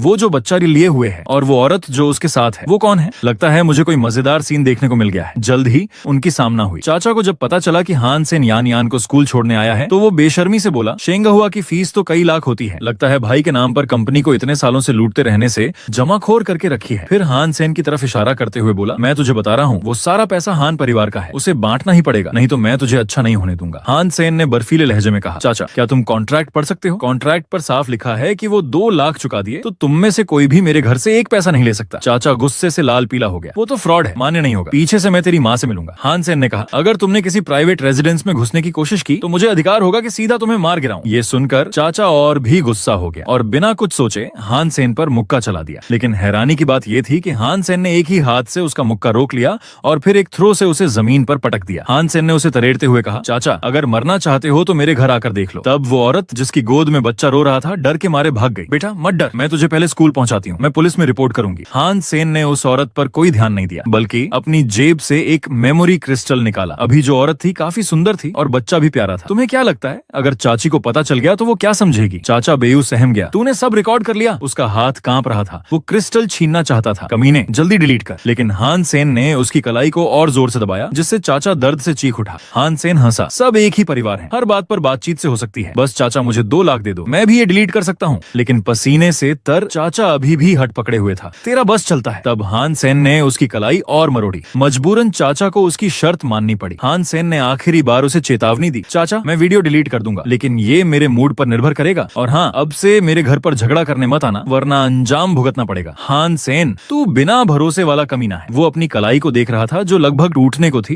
ये लड़का इतना खतरनाक कब हो गया? पहले से तो पूरी तरह बदल गया है। तब हान सेन पछता रहा था। चाचा के चक्कर में यान यान को स्कूल पहुंचाने में लगभग देर हो गई थी। लेकिन क्या मैंने उसे बहुत डरा दिया? बाद में उससे मिलकर बात करूंगा। अब से यान यान के सामने जब भी मारपीट हो मैं कोशिश करूंगा कि वो देखे नहीं, वो अभी छोटा है। हान सेन बिना सोचे ही फिजिकल टेस्टिंग सेंटर पहुंच गया। बढ़िया है, डूम्सडे सोल के साथ कुछ दिनों से प्रैक्टिस कर रहा हूँ, देखते हैं कि ताकत में कुछ फर्क आया या नहीं। अंदर जाकर टेस्ट कर लेता हूँ। एक आदमी जिसका नाम झाओ बोशान था, उसने 6.67 सेकंड में फिजिकल टेस्ट पूरा किया। ये रिजल्ट भले ही काफी अच्छा था लेकिन आखिरी चरण में उसने ठीक से प्रदर्शन नहीं किया था। एक बार और कोशिश करे तो A ग्रेड मिल सकता है। स्टारशिप का कैप्टन बनना है तो मेहनत करते रहना होगा। उसने साइन बोर्ड की तरफ देखा। इस समय पर टेस्ट कौन ले रहा है? मैंने तो जानबूझकर कम लोगों वाला वक्त चुना था। अभी तो मैं ही अकेला था। वो मॉनिटर स्क्रीन के सामने आ गया। मैं देखूंगा कौन इतना चालाक है। झाओ बोशान रुक गया। ये आदमी बीस्ट सोल के सहारे रोबोट लेवल को पार करना चाहता है, पर चाहे ऐसा करे तब भी कोई फायदा नहीं है। इन एवॉल्व्ड लोगों के लिए 60 मीटर पार करना पास, 70 मीटर अच्छा, 80 मीटर बहुत अच्छा, 90 मीटर हाई और पूरे 100 मीटर पार करना सुपर होता है। अभी मेरा रिजल्ट 76 मीटर था और इस इंसान के पास बीस्ट सोल का फायदा है तो ज्यादा से ज्यादा 80 मीटर के आसपास ही आएगा। लेकिन बात खत्म भी ना हुई थी कि उस शख्स ने बीस्ट सोल फ्यूज करके सारे रोबोट्स को तोड़ डाला। ये सीन देखकर झाओ बोशान की जान में जान नहीं रही। टेस्ट रेटिंग 3S है, समय 7.88 सेकंड। नहीं हो सकता एक बार में ही क्लियर कर दिया और इतने कम समय में। बहुत वायलेंट है। ये धमाकेदार आदमी आखिर है कौन? क्या ही बहुत गजब है। लेकिन जैसे ही वो कुछ सोचता वो शख्स वहां से गायब हो गया। जल्द ही इंटरनेट पर एक पोस्ट बहुत वायरल हो गई। गली मोहल्ले में हर कोई उस 7.88 सेकंड वाले वायलेंस गॉड के बारे में जानता था। बहुत से लोग सोच रहे थे कि वो शख्स बीगे ही होगा। सीन बदलता है। समुद्र किनारे बने विला में ये खबर जल्द ही पहुंच गई। तांग जेन लियू पसीना पोंछते हुए आया। क्या हुआ लिन फेंग? मैं अभी वर्कआउट कर रहा था, नहाने जा रहा था। लिन फेंग ने टेस्ट रिजल्ट का स्क्रीन दिखाया। तांग जेन लियू देखते ही सकते में आ गया।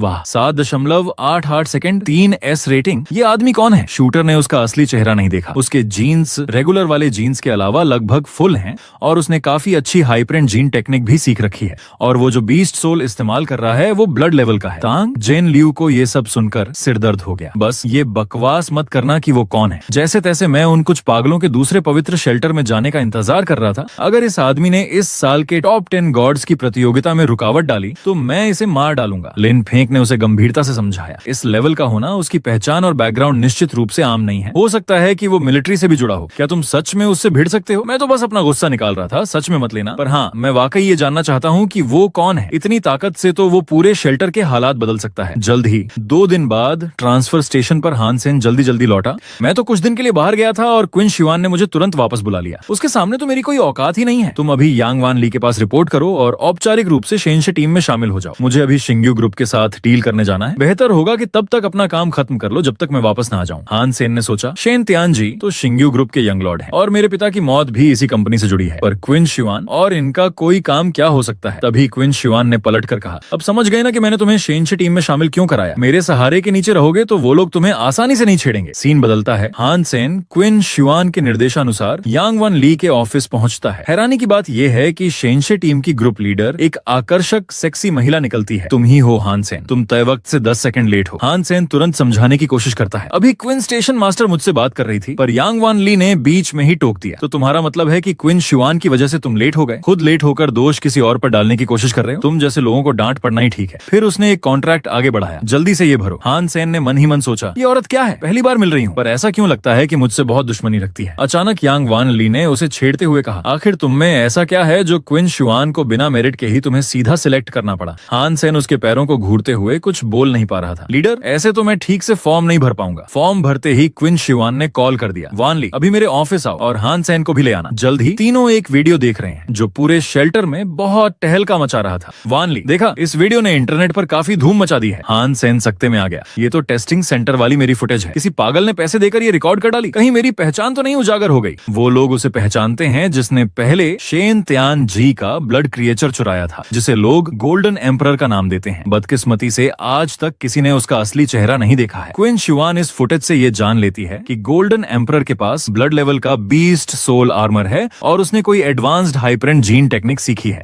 अब सबसे जरूरी ये है कि फुटेज वाली जगह लुओजिया स्टार का फिजिकल टेस्टिंग सेंटर है, उसे ढूंढना है। ये इंसान हमारे लिए बहुत फायदेमंद होगा, लेकिन लुओजिया स्टार पर कोई खास बड़ा परिवार या नामी लोग नहीं है। ये सोचना मुश्किल है कि किसने ऐसे शख्स को तैयार किया होगा। अगर गोल्डन एम्परर हमारी टीम में शामिल हो जाए तो आगे ब्लड क्रिएचर का शिकार करने में हमें शेन त्यान जी और क्वान गे पर निर्भर नहीं रहना पड़ेगा। हान सेन समझ गया था कि पिछली बार क्विन शुआन ने जब उसे लो त्यान यांग से बचाया था तो वह भी सिर्फ टैलेंट अपनी तरफ खींचने के लिए था। वह सच में टैलेंटेड लोगों की इतनी बेकद्र थी। हान सेन ने कहा, सुनता हूँ ये गोल्डन एम्परर हमेशा अकेले घूमता है, इसे अपना पार्टनर बनाना इतना आसान नहीं होगा। पर क्विन शुआन ने पहले से ही कुछ सोच रखा था। कोई टेंशन नहीं, अगर नहीं माना तो मनली का उसी पर यूज कर लूंगी। यांग मनली भी पूरी तरह तैयार थी, मुझे कोई ऐतराज नहीं है, बस डर है कि वो मर्द ही ना हो। ये सुनकर हान सेन के दिमाग में उसी वक्त एक लुभावना सीन आ गया। उसने सोचा, ये दोनों औरतें इतनी खुली हैं। ये आदमी पहले दिन शेनशे टीम में आया तो उसकी पोल खुलते खुलते बच गई। उसने सुश्याओ छाओ से सीधा बात करने की कोशिश की, लेकिन सुश्याओ छाओ उसे बिना आर्मर के नहीं पहचानती थी। हान सेन चौंक गया, क्योंकि पहले वो गोल्डन एम्परर के रूप में ही उससे जुड़ा था। उसने समय रहते बात बदल ली। सब जानते हैं, पहले लुओ आर पे तुम ही हो जिसने सबसे पहले बीगे का नाम लेकर चीख लगाई थी। सुश्याओ छाओ हंस दी, क्या मैं इतनी मशहूर हो गई हूँ? पर अगर मैं नहीं होती तो बीगे इतना मशहूर नहीं हो पाता। थोड़ी बातों के बाद सुश्याओ छाओ ने हान सेन को चुपके से बताया कि उसे यहाँ पर यांग मनली से सावधान रहना चाहिए, वो एक सैडिस्ट है। हान सेन को भी इस बात का एहसास था। मैंने उससे मुलाकात की है, सच में कुछ ज्यादा ही है। लेकिन उसकी बात पूरी नहीं हुई थी कि पीछे से गालियों की आवाज आई। दोनों की गर्दन एक साथ सिकुड़ गई। यांग मनली आग बबूला हो रही थी। दोनों ने एक दूसरे को देखा। अब मुसीबत आ गई। यांग मनली ने उन दोनों को सबक सिखाने की ठान ली। 7.0 का बो 1000 बार प्रैक्टिस करो, जब तक पूरे न हो जाने नहीं दूंगी। अगर कोई चोरी करता दिखा तो मैं देख लूंगी। हे भगवान, ये तो हमारी जान ले लोगी। मेरी तो ताकत मुश्किल से 7.0 है। यांग लीडर, हमें माफ कर दो ना। हान सेन ने दिलासा दिया, इतना उदास मत हो, वो आदमी तो यहाँ है ही नहीं, हम कुछ भी कर सकते हैं। लेकिन सुश्याओ छाओ बौखला गई। भाई तू बहुत भोला है, वो हमें देखने के लिए आदमी लगाएगी। खाली जगह पर तीर मारना मान्य नहीं, निशाना चूकना मान्य नहीं, 1000 में से एक भी कम नहीं होना चाहिए। हान सेन ने बेबसी से कहा, तो फिर करते हैं प्रैक्टिस, वैसे भी कोई टाइम लिमिट नहीं है। फिर उसने गंभीरता से कहा, याद रखना, लड़का हो तो टिकने की क्षमता बढ़िया होनी चाहिए।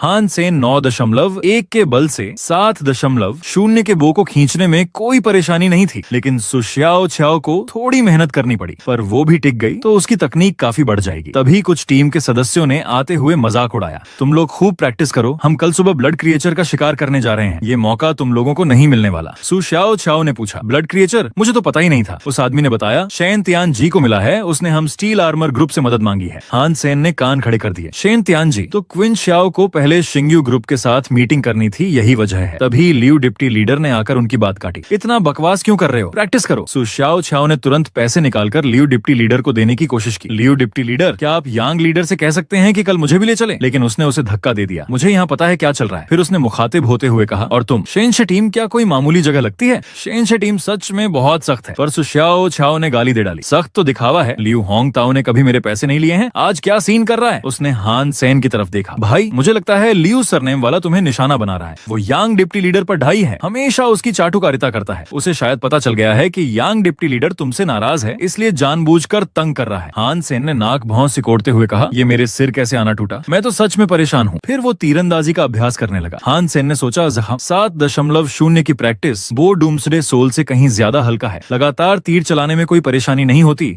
और अभ्यास भी आसानी से हो जाता है। जल्द ही बो के निशाने पर घने घने तीर लग चुके थे और सभी केंद्र के पास थे। ये देख सुश्याओ छाओ के होश उड़ गए। लगातार 40 तीर, हर बार इतने एक्यूरेट। भाई तुमने तो अपनी असली कला छुपा रखी थी। वहाँ बैठा स्कोर लिखने वाला भी हैरान था। वाह, ये किसी अविवाहित आदमी के 30 साल के अनुभव जैसी स्पीड है। क्या ये सच में पीपी क्रेजी डेविल है? क्या मेरी आंखें धोखा खा रही हैं? तभी काफी सारे टीम मेंबर उसे देखने लगे। वो हमेशा दाहिने हाथ से ड्रॉ करता है, हाथ नहीं बदला, ताकत भी कमजोर नहीं लग रही, माथे पर एक बूंद पसीना भी नहीं है। लेकिन लियू होंग ताओ को इससे कोई फर्क नहीं पड़ता था। इसमें इतनी खास बात क्या है? ऐसे लोग बड़े नहीं बन सकते। सकते। हान सेन ने सुशियाओ छाओ की तरफ देखा। तुम भी आलस्य मत करो, जल्दी से अभ्यास करो, वक्त कम है। सुशियाओ छाओ उसकी काबिलियत देखकर दंग रह गई। यार, अगर तुम सच में कल हम दोनों को उस शिकार में शामिल करा दो तो अब से तुम मेरे आइडल हो। हान सेन ने शैतानी मुस्कान के साथ कहा, मुझ पर भरोसा रखो, इस रफ्तार से अधिकतम 5 घंटे में सब हो जाएगा। ब्लड क्रिएचर को किसी भी हाल में मिस नहीं करना है। उस समय यांग मनली उसे एक ऑब्जर्वेशन रूम से देख रही थी। हान सेन, लगता है तुम में थोड़ा दम है। क्विन शिवान ने तुम्हें चुनकर सही किया, पर आगे स्टील आर्मर ग्रुप में टिके रहना है तो ये तुम्हारे भाग्य पर निर्भर करेगा। बहुत देर बाद पूरे प्रैक्टिस ग्राउंड में हर तरफ तीर लग चुके थे। सुशियाओ छाओ अपने दोनों घुटनों के बल गिर पड़ा। हमने सच में सुबह होने से पहले 2000 तीर मार डाले, पर मुझे लगता है कि मेरे हाथ अब बेकार हो जाएंगे। हान सेन ने उसे जल्दी से दवा लगाने के लिए कहा ताकि कल के काम में दिक्कत न हो। हमें अभी पता नहीं है कि किस तरह का ब्लड क्रिएचर है, क्या तैयारी करनी चाहिए। सुशियाओ छाओ ने बताया कि उसने पहले ही दिन में सब पता लगा लिया था। इस दुनिया में पैसे से न मिलने वाली इन्फॉर्मेशन कुछ नहीं होती। यांग मनली की महिला असिस्टेंट ने मुझे बताया कि कल का टारगेट एक उड़ने वाला ब्लड क्रिएचर है। उड़ने वाला ब्लड क्रिएचर, उसे तो बहुत मुश्किल होगा। शेन त्यान जी के आदमियों में से कोई तीरंदाजी करना नहीं जानता, इसलिए उसने हमसे मदद मांगी है। हान सेन सोच में पड़ गया। उड़ने वाले ब्लड क्रिएचर को लोक करना बहुत मुश्किल होता है। साधारण मिश्रित तीर उसके काम नहीं आएंगे। मुझे जेड गैंग वाले तीर लेने होंगे। रात में हान सेन तीर ढूंढने लगा। जेड गैंग नई धातु है, इसकी मजबूती और लचक स्टील से कहीं ज्यादा बेहतर होती है। यहाँ तक कि थोड़ी सी मात्रा मिलाने से ही हथियार काफी दमदार हो जाते हैं। पर मेरे पास अब ज्यादा पैसे नहीं बचे हैं। संभवतः ये तीर मेरे बस के नहीं है। डूम्सडे सोल में 0.4% जेड गैंग है और बो की डोरी में मुश्किल से 0.5%। तीर तो कम से कम इनसे ज्यादा होने चाहिए। ये तीर सही है, दाम भी उचित है। जल्दी से सेलर से कांटेक्ट करना होगा।